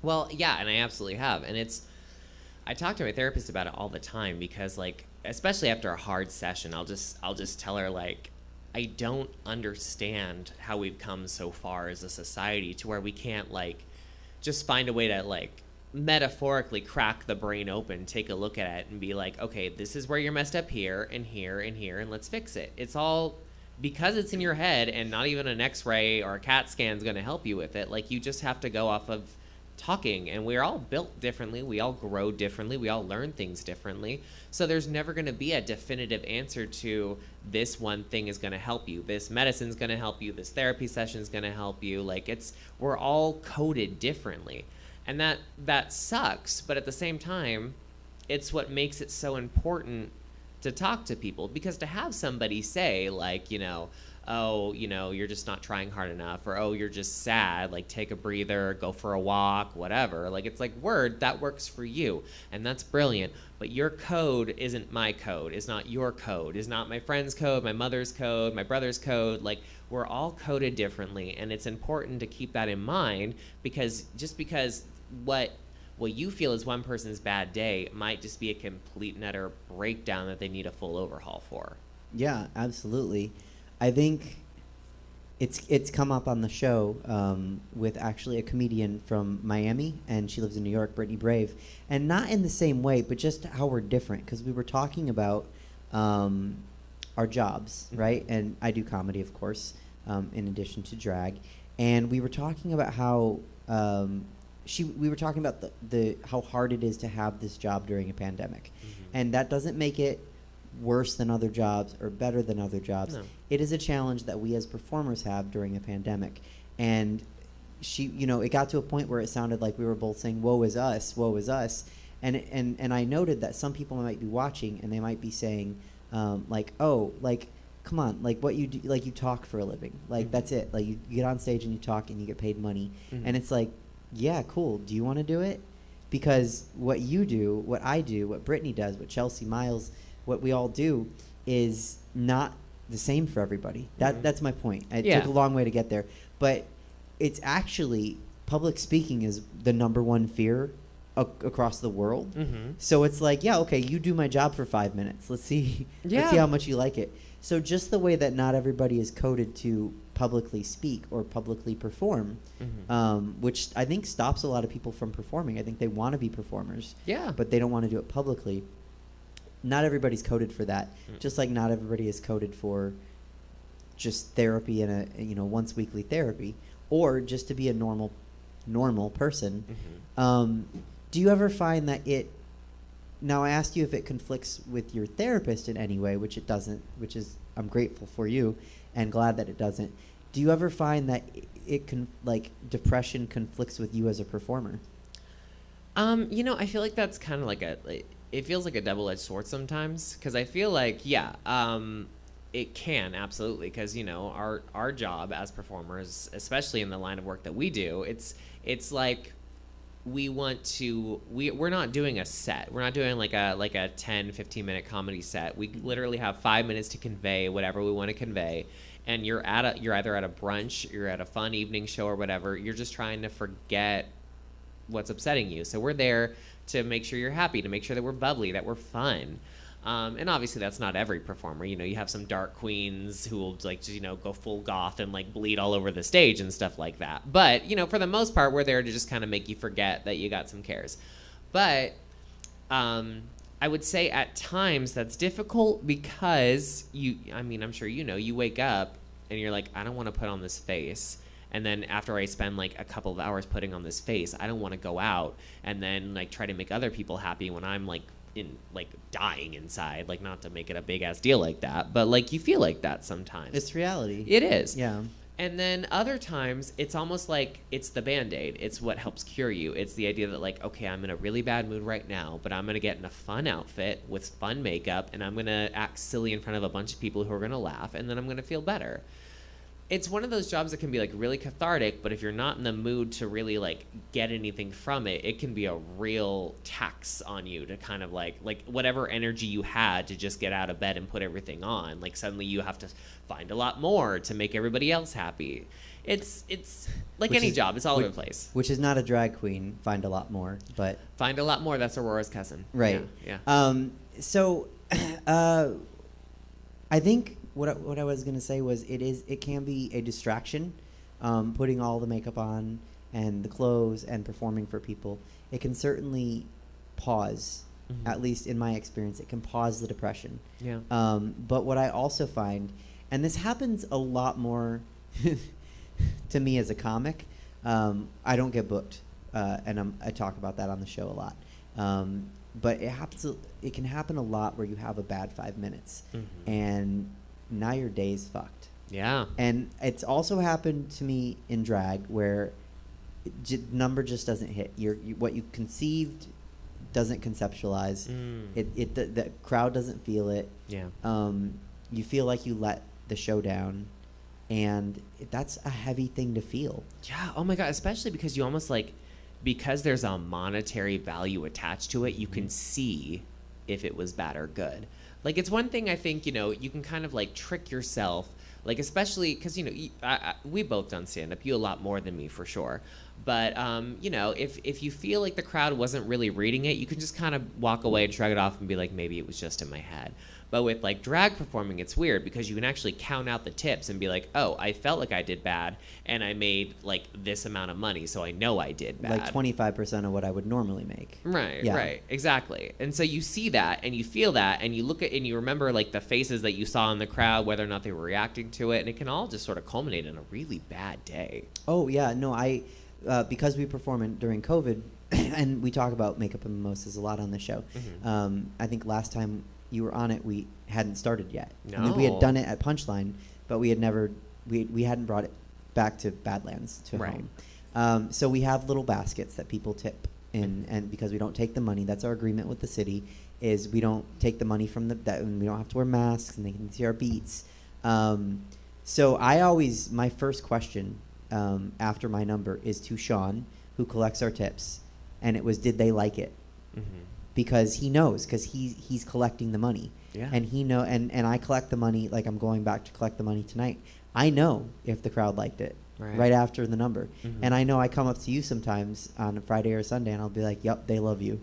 And it's funny because sometimes I'll go past a table, like recently, and collecting tips, and there's no tips in the basket. And I look at it, and then I catch someone's eyes at the table, and they shrug, and I shrug, and it was like, okay, you didn't like it. Right. And that's fine. Nobody owes us those right. tips. Oh, not at all. But but you know, like, it's just a reminder sometimes where you're like, oh, I really botched it. And then you look at the tips and you're like, I definitely botched it.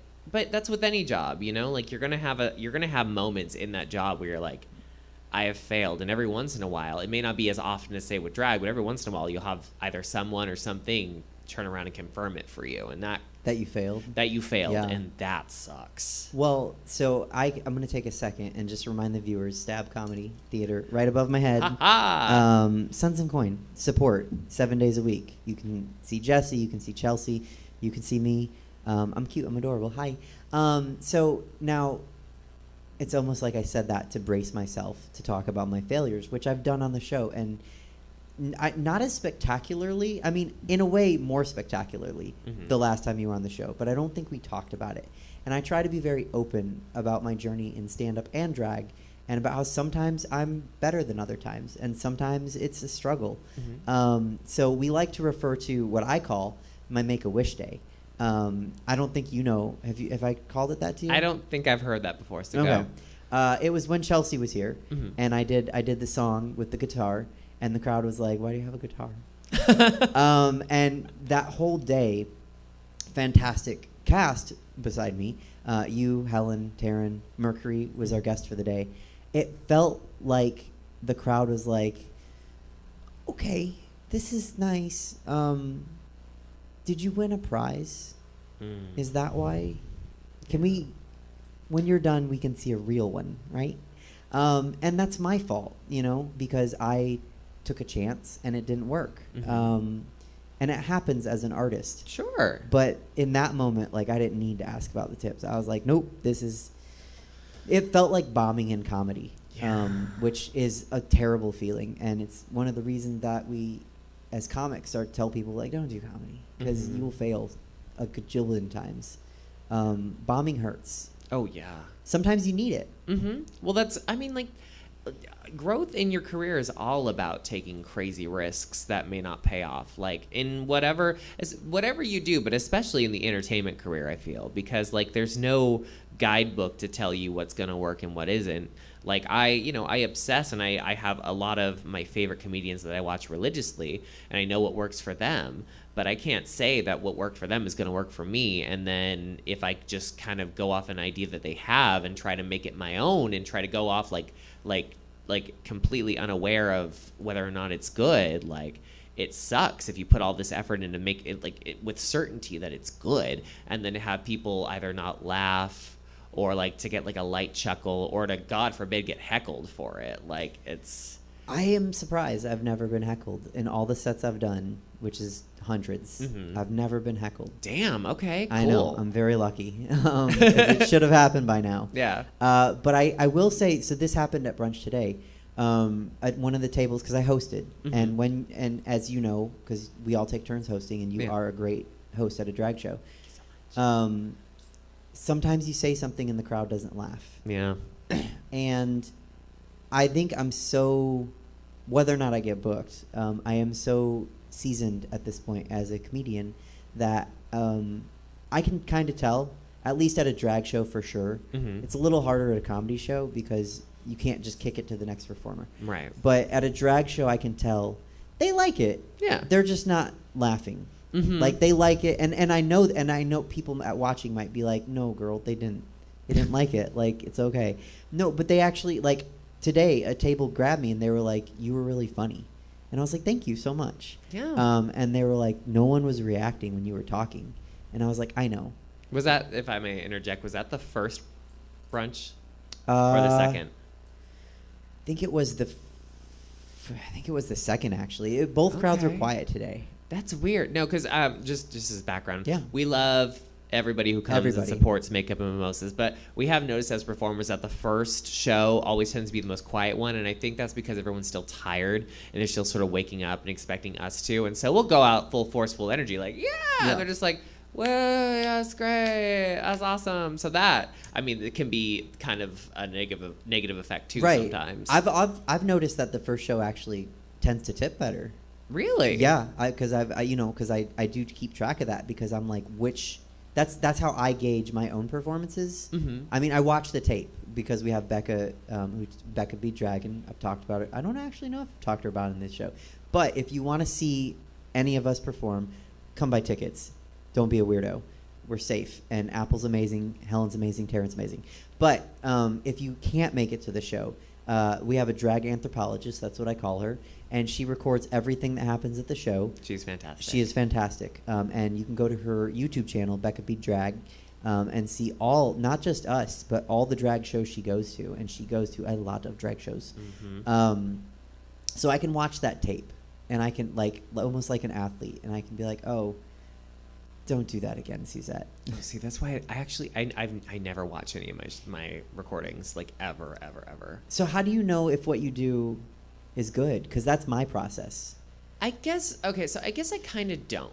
But I think that's what makes me feel better about my drag now. Because for a while there, I was very much like that, where I was like, I need to know where I messed up and where it was good and where it was bad and whether or not people were into it or whether they screamed during this part or not. And, like, that's a solid way to fix what's not working. But, like, I just felt like I was no longer having fun with drag. And, like, that was the one reason I left my office job to do this, was because, like, I wasn't feeling good at my office job. I wanted to do something that felt fulfilling. And for a while there it did, until I realized that I was obsessing over what people didn't like and not what I like. And so, like, I feel like about, like, a little over a year ago, I changed out my makeup because I used to, you remember, I used to paint a little soft and a little more like the typical drag performer. But now I try to do, like, big, campy, loud makeup because I feel like it vibes with what I'm trying to give off now, which is just, here I am, just this fun, ginormous Betty Boop person, just trying to be silly, have fun, not give too much of a fuck about it, and I hope you're enjoying it too. And at the end of the day, I don't necessarily rely on talking to the audience or talking to my coworkers or looking back on the video. If I walk away with what I feel is a decent amount of tips, and if I feel like I enjoyed it and I had fun with it and I didn't completely eat it, then that's enough for me to feel satisfied and that I did a good job with it. Yeah, well, I mean, just like we were talking, we're all coded differently. Yeah. So if that's what works for you, it certainly is working. I mean, I don't think anyone can say it's not, right? But if that doesn't work for someone else, if they want to watch tape back or they want to break it down, if that's what helps you get better, then do that. Yeah, there's no wrong answer for this because there's no textbook for doing this. I've never seen a drag for dummies or like a drag handbook, and if so, RuPaul would have cashed in on that like ages ago. Well, okay, so and we might have talked about this last time I had you on the show. You did me a huge favor and joined me for the show today. So I didn't really do research on what we talked about last time. I should have been a better host. I think it was mostly this though. It was this. I just don't want to ask duplicate questions, I guess. Word. But I don't think we talked about drag families. Mm-mm. And like I will claim you loudly and proudly all the time as my drag aunt. Did you have a strong drag family? You didn't. I know this. Mm-mm. No. So I grew up in Cameron Park, which if any of you cringed, you know. And if you don't, it's a very small town right before Placerville. There's nothing there at all. Like our motto was Cameron Park, a special place to live. And if that's all you got going for you, that's nothing. Yeah. The coolest thing we had was that our fire department burned down. That was it. I don't know how that happened. This is an ironic situation. Because who do you call, right? But there was no drag there. There were barely any gay people. It was I grew up in my high school was 2003 to 2007. So that was where gay was starting to be cool and kind of accepted, but still sort of like taboo and edgy. And so there certainly weren't any drag performers. And I didn't come down to Sacramento, and I didn't know a lot of drag performers in Sacramento. So I got involved and interested in drag around probably season 2 of RuPaul's Drag Race. That was my first big introduction to it, aside from seeing Taryn 3 over at Barfly when I was 21 years old, and I was like, wow, that's cool. I knew that it's what I wanted to do, but there was no one who could really teach me anything. So I, being the absolute nerd that I was, and I was a cosplay enthusiast that would do a whole bunch of costumes and stuff like that, I relied on YouTube, and I would watch, people I think Misty Eyes, who I want to say is from Florida, was my first big influence in drag, where I just watched all of her videos, and she'd show me how to glue down brows and paint things on. And from there, I just kept watching videos to get better, because the drag community at the time here in Sacramento was kind of small. You had the original Downtown Divas, and then you had a couple of fringe drag performers as well, but I would say maybe there were 15 drag performers, which sounds like kind of a lot, but when you think to where we're at now, not so much. No, it's not, because I've had a guest on, a comic, Ellis Rodriguez, and we estimated, and maybe this wasn't on the show, but I know I've talked to him about this. I estimate that there's about 1,000 people that do stand-up comedy in Sacramento, and that's everyone who does it 5 nights a week to people that do it once a year. Yeah, if they're all counting themselves as stand-up comics, probably 1,000. And then he and I had the same discussion about drag performers, because my comedian friends are very interested in the drag world that I, inhabit. How many drag performers would you estimate there are now in Sacramento? Oh gosh. Well, I wouldn't say over 1,000 for sure, but there's at least I would say there's close to, if not slightly over 100 at this point. You got, because it's thankfully it's developed a lot more since when I got started, because when I first got started, we were all basically just focusing on drag queens. Kings existed and they were performing, but it was once in a while. And so now we have drag queens, we have drag kings, but then we also have people who are, kind of rejecting both of those and kind of lying in between with their drag performances. And so it's culminated in just a lot of drag in this area, which is cool in the sense that we now have all this diversity for drag, but then the backlash to that is there's only so many shows, and it's hard to kind of get everybody involved with it. So this is an interesting thing going on right now, and we don't have too much time, but there are only so many shows, and there are probably, I agree with the estimate. I always think it's about 10% of what the drag scene, just in general, in the world, is probably 10% of what the comedy scene is. So I would say probably over 100. Yeah. Everyone can't be booked, and everyone can't be booked all the time. But it creates a lot of tension. Yeah. And that's happening right now. I don't think now is a great time for anyone to in the normal times, because when you were here last time, and then on my show, we've talked about after hours otherwise, and that's a great place for people to kind of come and show what they can do and get seen. And then from there, which after hours is your show, from there they can do, they can get booked in other shows, and they can start to grow and be seen by other people. Yeah. But right now we're in a pandemic, and people are mad that they're not getting booked, or they want to get booked, and it's like, well, there's not a lot. And I think you, like Badlands and you and Taryn and DJ Pocket, are doing a great job of getting as many people in as you can on Fridays and Sundays. Yeah. But it's hard because there aren't a lot of spots. Yeah. Yeah, and I know for sure. It's kind of like it's difficult all around right now because, you do have the performers who are very upset that there's not a lot of slots open right now because of the pandemic. And so while we're trying to book as many different people as possible, I understand there are people who, get upset that, some of us are kind of the same 3 or 4 people that you see at the shows all the time. And the reason for that is because when we first started, it wasn't about trying to make this big successful show. It was about trying to keep our bar open. Right. That was all it was. And it was like, and we knew most people were still social distancing. We didn't want to put anybody out. So we just knew, we knew that my boss and then the fringe performers who are just trying to keep it alive were down to perform for it. And so I feel like on one hand, you have people who are like, there's no spot for us to perform. And then on the flip side, you have people saying you should not be performing right now during a pandemic. And how dare you perform right now? There are so many people who aren't vaccinated right now and you're encouraging them to come out. And it's like, where's the middle at that point? It's like, how do you help the people that want to be involved with the drag shows and also respect the people that think you're not doing enough by just doing these drag shows? Right. Well, and just like there's not a book on how to be a drag queen or drag queen for dummies, there's no book on how to be a performer or even let alone a drag queen during a pandemic. Yeah. And the reality of it is, and it's people don't want to hear it, but if we weren't doing makeup and mimosas, somebody would be doing something. Right. Right. And I'm not knocking any shows that are happening right now, because if you're doing a show responsibly, safely, keeping distance between the performers and the crowd, keeping the distance with the performers and each other, it's different for you, me, Taryn, and Helen.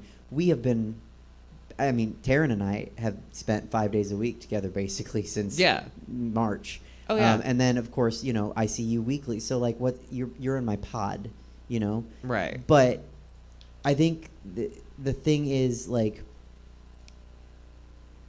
the shows, somebody would be doing a show in a parking lot or in a street, and like I said, I'm not knocking those shows, but at least we're doing a show in a safe place. We are making sure people wear masks. Right. We're making sure that we're safe. We're making sure that the food handling is safe. Yeah. We're doing it responsibly, and if we didn't, then somebody might do it irresponsibly, and so at least we're giving our guests and our guest performers a place to come and be safe and responsible. Right. And just to even take that a step further, it's I think you'd agree, none of us really feel like one side is right or wrong here, the people who want to come out versus the people who think we should not be performing right now. They're both very valid points of view on all this. It's just we are doing what we can to keep our bar, which is something that we have put all this love and all this energy into. We want to keep it afloat. Right. We want to have a space and a venue for drag performers, and we want to keep it as safe as we possibly can. And we realize, I think, that we're not gonna appease everybody with that, but we're trying to do the best we can with it. Oh, absolutely. And we're talking about Badlands, which Yeah. I would consider home, Me too. And I think you would absolutely, and I know Taryn would.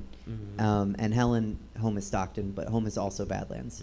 So it is home, and like you said, I wouldn't say that the people saying don't do the shows, I wouldn't say they're wrong, but there are people on the other side saying no one should wear masks and no one should get vaccinated. So I'm not agreeing with them either. Like you said, we're just trying to do the most responsible thing we can Right. with what we have. Yeah. And you know, Sacramento just opened up its capacity. We're going into different tiers. Vaccines are coming out. You know, I'm scheduled for a vaccine soon, so I'm with you. You are. I just didn't want. I don't know if that's something like. I think everyone might have their own thing, so I didn't want to out you as be like, you're scheduled for a vaccine too. No, I'm getting vaccinated. We good. Yeah, no, we actually are scheduled at the same time. Yeah. So I think it's crazy that people are angry, but I think it's more, and I say this as someone who runs a show like I run a comedy show, you know, and I run a couple shows actually. Right. I don't think people know how many shows I run or which shows I run, which is fine. I'm not mad about it. But I think it's another reason for people to complain about not getting booked. In some instances, for sure, yeah. Yeah, it's a systemic thing with not getting booked, and it's like, look, there's a lot that goes into that. It's not just objective. It can be subjective. It can with my shows, for instance, like it's not necessarily about what I like. It might be about what the crowd is gonna like. Now, as booking comedians, I actually do that. I book comedians I like. Because that served me well, you know. Chelsea was the first comedian I ever booked in a comedy show that I did. I wasn't wrong, you know. Right. And if I wanted Myles Weber to be the first straight white male comedian, because I hadn't booked any before him. But sometimes it's not about what I like. Sometimes it's about what the crowd likes. And I think we see that at brunch, right? Yeah. Like, we were talking about it actually off camera. Like, sometimes you have to perform a different way for that crowd, and that doesn't mean to water yourself down or change yourself. You're just trying to, and I think you alluded to this with comedians, you're trying to figure out, because that's what I've done, right? As a drag performer. I have watched you and Taryn, like, not creepy close, but I've watched you guys closely. Like, I've tried to observe and study and understand, what do you guys do? And what's my version of that? How can I do me? Because I'm never going to be you. I'm never going to be Taryn. I'm never going to be Helen. No one will ever be Helen. She has 35 toes. She sure does. But how can I do my version of that? And, you know, anyone that knows you and me, like, would say, yeah, you're a lot closer to Apple. But also, I think I share some similarities with Taryn. I think I share some with Helen. And so it's like, how do I do that? And sometimes it's not just about how do I do that in my version. It's like, how do I do that for this crowd in my version? And that can be hard. It can be song choice. It can be I mean, I'll let you speak. You're the guest. No, I mean, like, but you're right, and it's really difficult. I think, like, I've been doing it for almost 8 years this coming month, and I think for the first 6 of it, I was really just experimenting, trying to figure out what works and what doesn't work. 6 years. 6 years, yeah. Okay, so I think that's important. I'm sorry, I just wanted to. Not 6 months, 6 years. No, because that's that, and thank you for saying that. Yeah, because and you did mention last time on the show your first day ever was Mother's Day. Your mom went to the show. Okay, so you've been doing it 8 years. So we're 2021. So you started in 2013. And until 2019, how did you feel about your drag?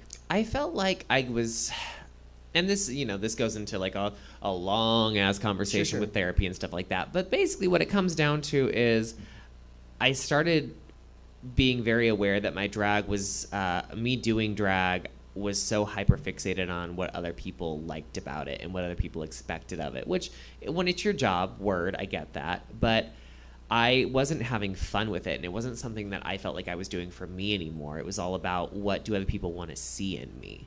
And I think for any drag performer, it's kind of important to take a step back and just be like, okay, well, what am I trying to get out of this? Am I trying, you know, am I doing this because I want to feel sexy? Am I doing this because I want people to think that I'm funny? Am I doing this just for a paycheck? You know, everyone has different reasons for doing it, but just figure out what it is, and which is easier said than done. Like I said, 6 years of trying to figure that out.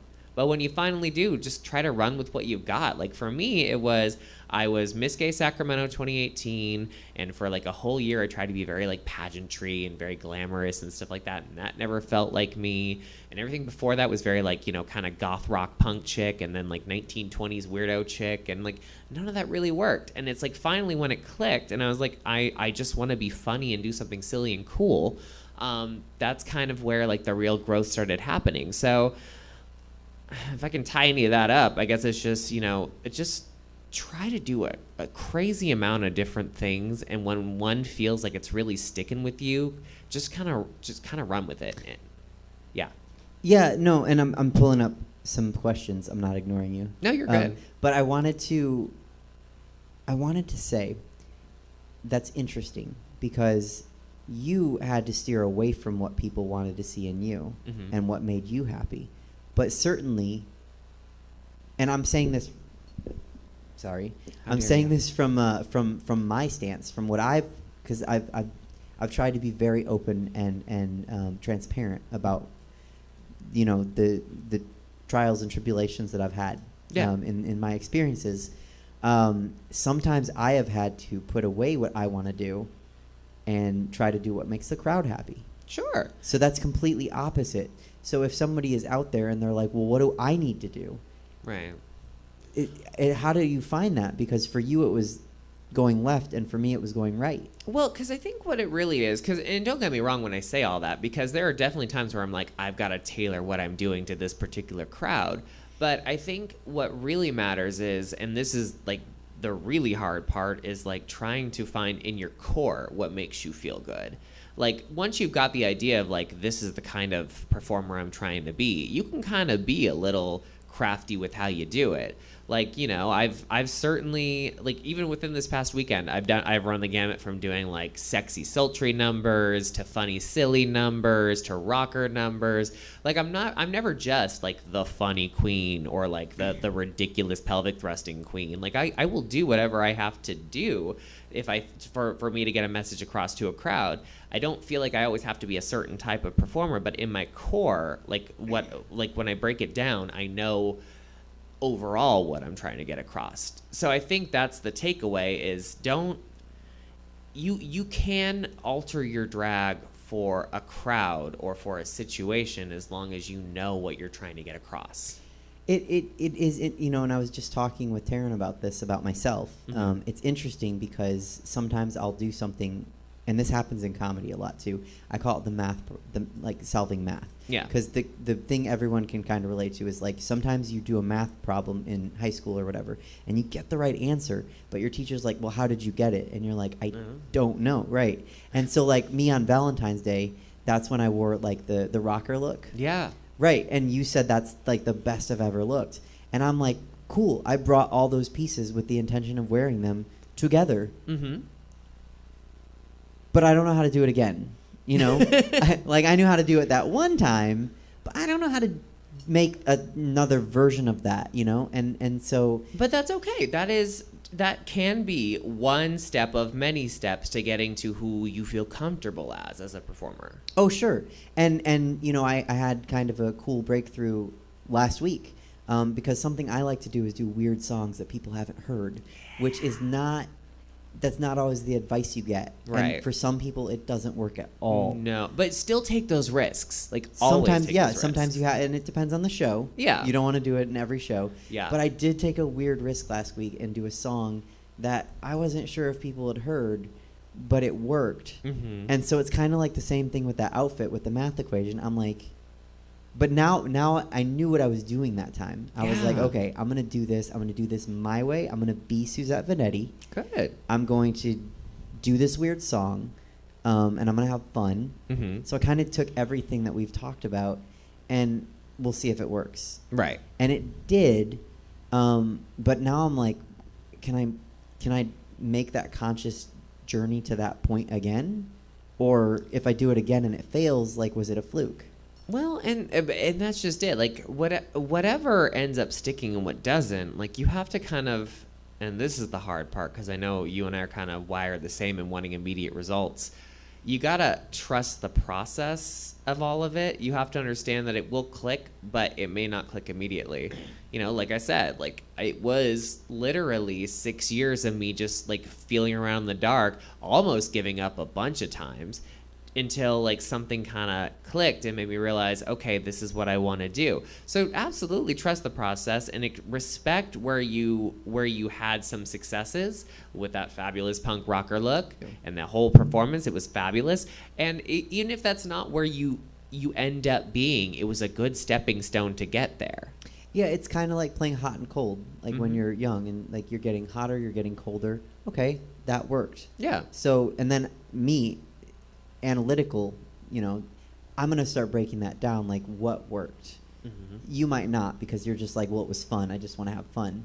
Right. That works for you. You know, it doesn't work. I just want to stress it doesn't work for everybody. No. Because we're going to have somebody messaging us like, I have fun. Like, yeah, well, you know, that's great. But if the audience isn't digging your fun, that's because at the end of the day, shows do have to sell tickets. Yeah, that's the thing. Like, I don't think a lot of people understand, because you know we get a lot of like newcomers who are like, how do I get involved with like the brunch show, or how do I get involved with the evening shows and stuff like that? And it's like, but they've never really performed, and they've only taken like a handful of like pictures on Instagram or whatever. And it's like, it's not that we don't appreciate that, and it's not that we don't want to like have you on the stage. Oh, absolutely, because we started there. Yeah, we all did. We all had to have somebody give us a chance. It's just, especially right now during the pandemic, it's very hard to take a risk on someone brand new when it's all about, you know, how many people are going to keep in the seats, how much liquor are we going to sell. Like, you know, a lot of people think it's just us just like trying to collect as many tips as possible, but it's so beyond that right now. Oh no, there's a bar, there's bartenders, there's bar backs, there's door guys, there's a caterer that we have. Yeah. You know, and like all it takes is one bad performance to get some I'm people trying leaving. not to. Right, and somebody comes and they say, I don't ever want to come again. Right. And now you've lost a customer. And maybe it's not even that dramatic. Maybe it's just like two like kind of tipsy friends who are like, okay, this show's shit. Let's go somewhere else. Right. Like, and then you've lost those people. You have. And it's like, and that's where we're at with it. It's like, as much as we want to take a risk on a whole bunch of new performers, we have to also understand that right now it is about trying to keep the business afloat. So we have to rely on the people that we know can at least keep the butts in seats. Well, it's not just, it's that. That is a big thing that goes into booking guest performers. Yeah. Another big thing is we've had a list of guest performers we wanted to work with since March. Yeah. I mean, I remember it was like, it was the week that everything shut down. I think it was the Monday or the Tuesday. Yeah. And Taryn and I sat down and we mapped out Makeup and Mimosas through the end of 2020. We mapped out 9 weeks. We mapped out who was going to guest. We mapped out which of us was going to host, who was going to be the tip girl, because it was a different format that we had. We were at a different location. We mapped it all out. You know, that list didn't, when the pandemic hit, it didn't disappear. Right. It stayed, and we didn't get to book those people. So now we do. Yeah. You know, and it's like. And now there's a backlog of it. Right. Yeah. And so you want to work with everybody, but you can't. Not all at once. No. Okay. It's been tough. Yeah. I could talk to you, obviously, for hours. I know you have sometimes. I have, and you've been kind enough to let me. Drink. But, what's that? I drink. Yeah, you drink. That's the best way. That's the best way to tolerate me. But I don't want to keep everybody, so I will ask you if you'll come back. You're my first return guest. Really? Yeah, I mean, Chelsea started as a guest, and then she became a weekly, so you're always Right. welcome to that. But you're my first actual. I think so. I don't know if Jesse, off the top of your head, you're like, I don't know. I do a lot of shows. You're not that important. Didn't you listen to Chelsea? That's right. How dare No, you? Jesse is kind and he loves me. Bring her back on. She'll read you again. She will read me again. Yeah. But I'm pretty sure you're my first returning guest. Well, it is a pleasure to be your first returning guest. I couldn't think of anyone else I'd want. So thank you for that. And if you'll join a third time or visit some other times. Yeah. Because you have visited a couple times. You did a segment with David Shapiro. You were there when we did the live from Badlands. So you've been on the show, but I think you're the first actual returning guest. So come back and we can talk more about this. I would love that. Because we were starting to get into it, but it's getting to be 7-ish, and I gotta get you back to the bar. I gotta get back. But I did want to see if you wanted to answer the rapid fire questions. They've changed a little bit since your last time. Sure. So maybe your answers will be the same, maybe different. Let's go. I'm Okay. interested. Well, so I'm going to skip ones I know I asked you last time. Okay. Like drag name that you didn't end up using. Right. People can go back and watch that episode. It was It's a fun episode. Episode 9, I think. Was it really just 9? Oh, it was in the first 10. It was. Yeah, well, I mean, as fast as I could get you. I appreciate it. Let's see. Which do you think the COVID-19 pandemic has affected more? The straight dating scene or the gay dating scene? Oh, I think the gay dating scene was unfortunately always going to happen during the pandemic, so I don't think it really affected them. And I'm not saying that the gay people have been more deplorable. I'm just saying, like, we've got our apps and it's really easy to connect. I will say, that's not a fast answer. So yeah, I will say. That's okay. They never are. I will see the straight scene probably. I am contagious with my talking, and it gets I know. people. I know, right? I'm trying to keep you on top of it, but I'm also like, that's a good question. Yeah, thank you. I'm gonna agree, and I'm gonna reference this only because he put it on Facebook, so it's out there. Ty Rivera, a friend of mine, Right. and you have heard of his. I love comment. Ty Rivera. I love him. His status this morning, I want to say at like 5 in the morning, he met a guy at an intersection, followed him to a gas station, and they fucked in a park. And I was like, I wish you were coming to brunch because I would do Call Me Maybe, but I'm sure there's a remix out there that's like Fuck Me Maybe. Hey, I just met you. And this is crazy. It's crazy, but here's this bush, so fuck me maybe. right. Yeah. And I'm like, Ty, why aren't you in Sacramento so I could do that for you? And that would be a risk actually, because that's a song for one person. I think, but here's the thing that I've learned. Yeah. That's funny enough. I think that everyone would get it. Yeah. Playing air guitar for 2 people in the crowd, maybe not. Maybe not. Fuck Me Maybe. I think that has mass appeal. Did you do air guitar today? I did not. Okay, I did it for like 2 numbers, so I was like, oh, if you did it too, that was way too much air guitar in one drag show. No, well, I mean, Okay. there were. I'm not going to out anybody. I was one of the people, but 4 of us. I think you were the only one. Did songs by the same artist, That's right. So it it was Whitney happens. and who else? Natalia Kills. That's right. Yeah. Okay. So watch Becca B. Dragon's feed, and you can figure it out. That's right. Okay, so the gay dating scene. Which is your favorite position to imagine straight people having sex in? Straight guy under me. That's it. That's it. Oh, I grew up in Cameron Park. Straight guys was where it was at. Straight guy under you. That's right. We have some straight guys that work brunch sometimes with the caterers. I know. They're so cute. Sometimes in the crowd, yeah. I respect their boundaries and the fact that they're heterosexual, but sometimes they just have lovely muscles, and I like to look at them. But at least they're good humored about it. Yeah. Another queen that we both know, Queen Dilly Dally. Oh, I love QDD. Her post, I think it was yesterday or maybe again, like 4 a.m. this morning. I'm Uh-huh. up early for brunch. She told some guys that she met that were friends of friends that they were DILFs. Dudes I'd like to I'm Right. assuming. And they did not handle it well. Yeah. And it's like, just say thank you. You know what? Like, okay, so like that one's kind of loaded because it's like, you know, word. I wonder where the offense was. Was it because I don't know for sure if it was the whole I like to fuck thing that upset them, or if it was just like the compliment from a gay man saying that they're attractive. Because if it was like my personal boundaries thing, that's a whole nother thing. But if it's like you're saying this as a gay man saying that I'm sexy, that upsets me. That's different. That's not. I don't know. I think straight men say a lot of things to a lot of people that are similar to that. So You are so right. if you're getting it back and you don't like it, you're probably saying it to someone. Because Probably most saying to people, someone. yeah, most people that are okay hearing it are like, thanks, that's a compliment. Yeah. Probably aren't saying it to people because they're respectful and they know how to take a compliment. Yeah. Well, So- also if they're a certain age and they think, oh, you think I'm a dad? I'm like 25, Oh, bro. it could be a Like, dad. yeah. Okay, I just thought it was dudes, but you're right, dad. Oh, well, I assume because MILF. Right. Right. I'm dumb. I'm blonde. So, yeah. I mean, everyone watches the show knows I'm blonde. Okay. I think I asked you all the rest of them, but let's see if anything's changed Yeah. when it comes to this. Let's go. DC or Marvel? DC. I know. But I am saying, largely because of Disney Plus, I am starting to find more love for Marvel. WandaVision was everything. I'm really into Falcon and the Winter Soldier. It's given me a lot of background and depth that I didn't always thought was like part of the Marvel universe. It's always been there. Cool. Welcome. Thank you. Yes, it's nice to have you. If we're at the bar and someone's buying us shots, what are we shooting? Recently, Redheaded Sluts. My favorite. Suzette introduced me to Redheaded Sluts. I thought she was just calling me out, but no, it is an actual shot and it's enjoyable. What's up, Jaeger? It is so Yeah. good. Drinks. If someone's buying us drinks, what are we doing? I think I said this the first time, gin and tonic, because I like to drink like I'm an old woman. There's nothing wrong with gin and tonic. I like a little extra lime. Toilet paper, over, under? Extra limes where it over. at. Not with the toilet paper, with the gin and tonic. But yeah. Yeah. Over. Like, somebody recently, I don't know where I was, but I was in a public restroom and someone put it under, and I went right up and I was like, whoever refilled this was a psychopath.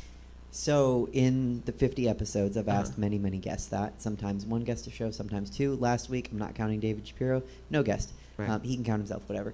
I'm not mad at the unders. Mm-hmm. I'm mad at the people that don't care. They're real and they're out there and they don't. And I'm like, you can't be toilet paper. No, you verse. have to be Team Edward. You're Team Tom or Jacob. bottom. You can't be both. Yeah. Yeah. Or not care. Right. It's because this isn't Twilight. This is toilet paper. Right. We all. I mean, some people use the book as toilet paper probably, but There are bidet people. there are bidet people. Yeah. That's fair. That's fine. Yeah. But you still have toilet paper preferences. Fair. TPP. TPP. Do you want to name your favorite drag queen again? Because I'm sure I asked you before. Oh gosh, I don't know what I said last time. Would be terrible. But you know what? I will say my two favorite drag queens who I look up to as icons are three is Coco Peru, Jackie Beat, and Taryn Thuriu. I believe that's what you said last time. Sweet. And those are great choices. Absolutely. Do you have a favorite drag king? Well, I am a little biased, but I'm gonna say Clive Max. That's fair. And that is largely because we're dating. So. Yeah. But outside of that, he is an amazing performer. His rise as a performer within the last year has been fantastic. And if you've never seen Max drag, like, he is a wonderful host. He puts on a good show. And he had to kind of grow up during digital drag, like, in terms of his performance style, which is really hard to do. So more power to him for that. Then normally I ask a really self-serving question. I'm not going to ask you, but it's, do you think I'm pretty? Instead, I'm going to ask a different self-serving question. Do I think I'm pretty? Sure. Okay. Do you think Yes. you're pretty? I really do. I think you are too. Thank you so much. I hope if anyone's watching, you're like, Apple is so pretty. And I love that. I said it multiple times to you, off stage, off camera, and on mic at brunch. I love that dress. Thank you. And it's amazing. And I'm sad I don't own it. Okay. This is just a loaded question. Let's go. Do you have a favorite drag princess? I do. Oh, Yeah. okay. Her name is Chichi Rodriguez and Tu Wong Fu. Thanks for everything, Julie Newmar. That's a good choice. Is also Suzette Veneti. You know what? I can't be mad if it's Chichi Rodriguez. I can't. I'll be like, you know what? Well played. Yeah, that's it. I mean, I asked you last time what you want to do when the pandemic's over. Mhm. That is an interesting thing because now we're a little bit closer. Yeah. June to March, so we're like 9 months. What do you want to do? It has changed. I'm in a really good place right now in terms that I'm like kind of taking a bit of a hiatus from social media because it kind of got to be way too much for me, and I can't stand people right now. I love you guys, but ooh. So I think what I want to do when the pandemic's over is just kind of get a nice like vacation out of town. Like, even if it's just a long drive, I want to stay in a hotel away from everybody and just sort of like have a nice like shopping spree, chill out, sort of relaxing thing in a town in the middle of nowhere. Probably Humboldt. What you going to shop for in Humboldt? They have a fabulous burlesque / sex store. They have like drag style outfits, and then you can also get like jock straps and dildos and vibrators and it's a long drive, but if you ever want to come with, I will show you. It is a fun ass store. Yes. Okay. Immediately, yes. Okay. I was gonna say I don't want to crash your like get out of town, get away from people, go to the middle of nowhere trip, and I was gonna say just tell me where it is, but yes. Isn't that what Chichi Rodriguez got? Didn't she get to go? Didn't the drag princess get to go on a road trip? That's where you get your extra princess points. I think so. And Oh then my God. A drag mitzvah. I don't think we have talked about it. 'Cause Chelsea's gonna make a cake. We're gonna pay Yes. her. Robbie's gonna fly out if it's safe. Mm-hmm. Drag mitzvah gonna happen. Fabulous. That's all. Where can people see you, Apple? So y'all, you can see me every Friday at Fridays/COVID is a Drag. You can catch me every Sunday at Makeup and Mimosas and occasionally the Sunday Showcase. And I'm really good at branding myself, so on most social media things, you can catch me at /MissAppleAdams. Okay. And you'll be on Chelsea's show. I sure will on May 1st, I believe she said. Mayish. Yeah. And I'll be there with Helen. Otherwise, I'm kind of a regular on that show. It's a really fun show. Watch Who Wrote This Shit. It's Chelsea and Robbie Sandler's brainchild, and it's been so wonderful, and they do such a great job with it. And then, if anyone watching wants to help coerce Apple, like help me coerce her, I'm trying to. I've pitched you a comics podcast, like DC Marvel. Yeah. Drag queens teaching yoga, Mm-hmm. not licensed yogis. Not licensed. Just drag queens wearing yoga clothes, having fun with yoga, and Right. you follow it from home. And if you strain something, why are you taking advice on yoga from drag queens? So go ahead, because I look. You'll drive to Humboldt with me. Mm-hmm. You do another show with me. Absolutely. Oh, I love you. Okay. I'm not going to say bye yet because you're here. Do we have time? We do. Okay. Do you mind if we get to David Shapiro? I haven't seen him in many moons, but yeah, let's do it. Okay. All Okay. right. I'll open this back up. David Shapiro is a person who tries many things. And does he succeed? I don't know. Probably not. I don't pay attention. Hi, David. How are you? Hey, Suzette, how are you? I'm well today. Thank you. How about you? Yeah, I'm all right. Thank you. Thank you very much. Good. Hey, Apple, how are you? Hi, David. No, I'm doing good, thank you. Just got out the brunch, chilling with Susie. Cool. Good to see you both, especially not Suzette. Hey, Suzette, I wore my Suzette shirt. Thank you. I'm not going to lie, in my drawer it was underneath an Apple shirt. It was underneath a Bijou shirt. But Mine would be I wore too. my shirt because it's your 50th episode, and I'm is. a little bit proud of you. 50 episodes during a pandemic is really A lot. something. Your show is good, and I'm going to say it's because of your contributors, Chelsea, Clifton, Mean Dave, when he was doing it. Your interview guests, you've had great guests. Today's no different with Apple Adams. Jesse is there, Yes. making your show look great. He does. You're just kind of, you sit there, and your hair's gotten a lot better. So It has credit, better. shout out Liz. Liz. Shout out Liz. You're there, and it takes a lot to be there 50 times during a pandemic. A lot of I very openly go through depression. Yes, you do. And struggle with that. Yes, too much so. Suicidal ideations, and we've talked about it on the show before. It's a thing. Mm-hmm. But you've been there 50 times in a row. I mean, you took 1 week off, if I recall. I did. And I hosted your show one week, couldn't. but even that week, you zoomed in. I did. You've been on your show. I have not been on your show 50 times, and your other contributors have not been on your show 50 times. So, Mazel Tov, Suzette Venetti, for sometimes it's just that. You It's actually just said being nice there things. Wow. a lot. Mm-hmm. So keep being a hot mess and doing that. Yes. Apple, what's going on with you? How are you? I don't want to ignore. So how are you? Thank you. I'm doing great. I'm trying to stay booked and blessed. I got a fabulous YouTube show coming up here eventually once I get around to editing and doing recordings. So, yeah, it's been a whole lot of fun. Thank you for asking. Very cool. It's Easter, right, guys? I'm Yes. Jewish, so I You don't are. East. I don't Easter. I don't understand it. Is the thing. Okay. Jesus died, not on Easter. He rose back on Easter, but he's gone now. He's not here. So he came and he went, and then the Gentiles are waiting for him to come back.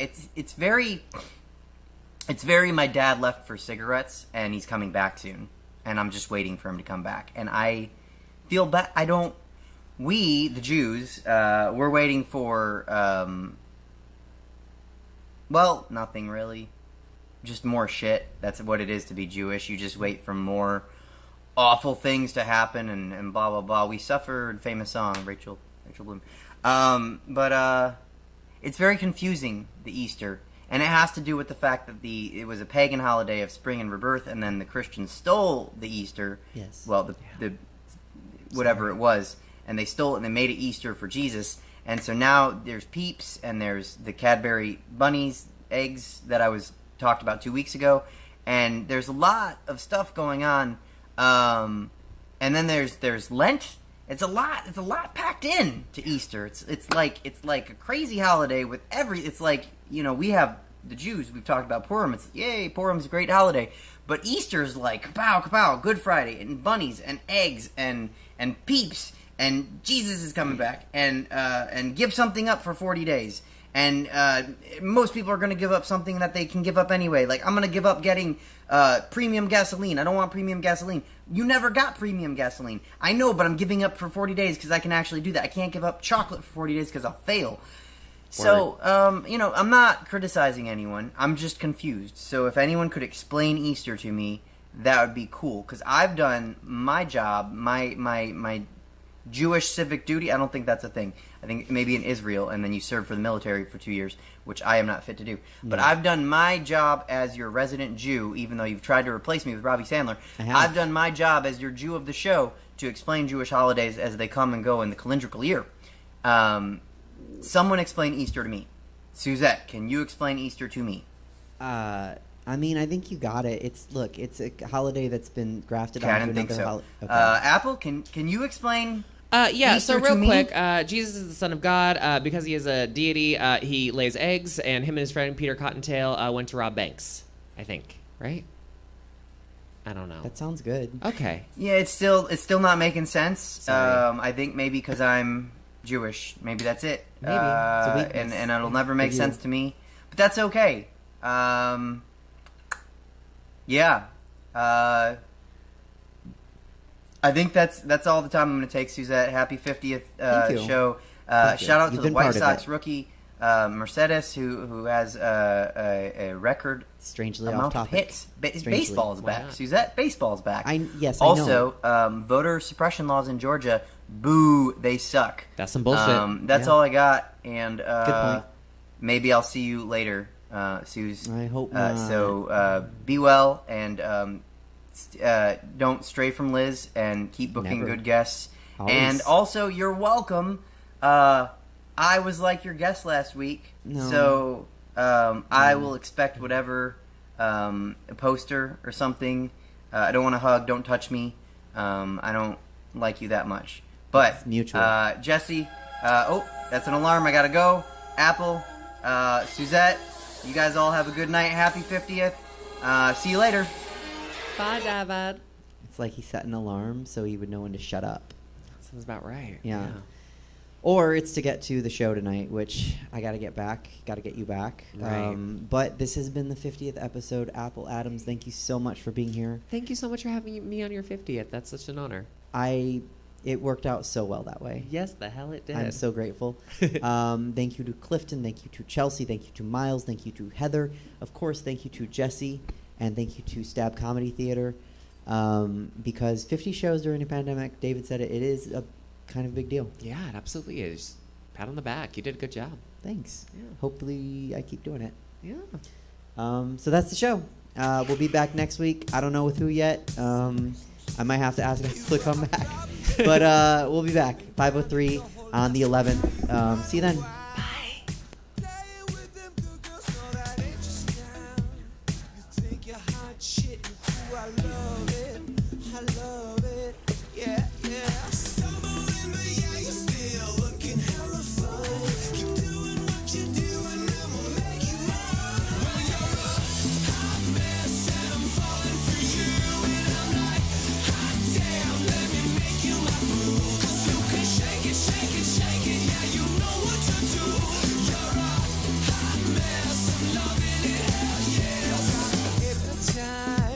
The city's your playground. I watch you take a bite. At 5 a.m. roaming the streets, drunk all night. You think you're hot shit, and ooh, I love it. I love it. Yeah, yeah. Stumbling, but yeah, you're still looking hella fun. Keep doing what you're doing, I'ma make you mine.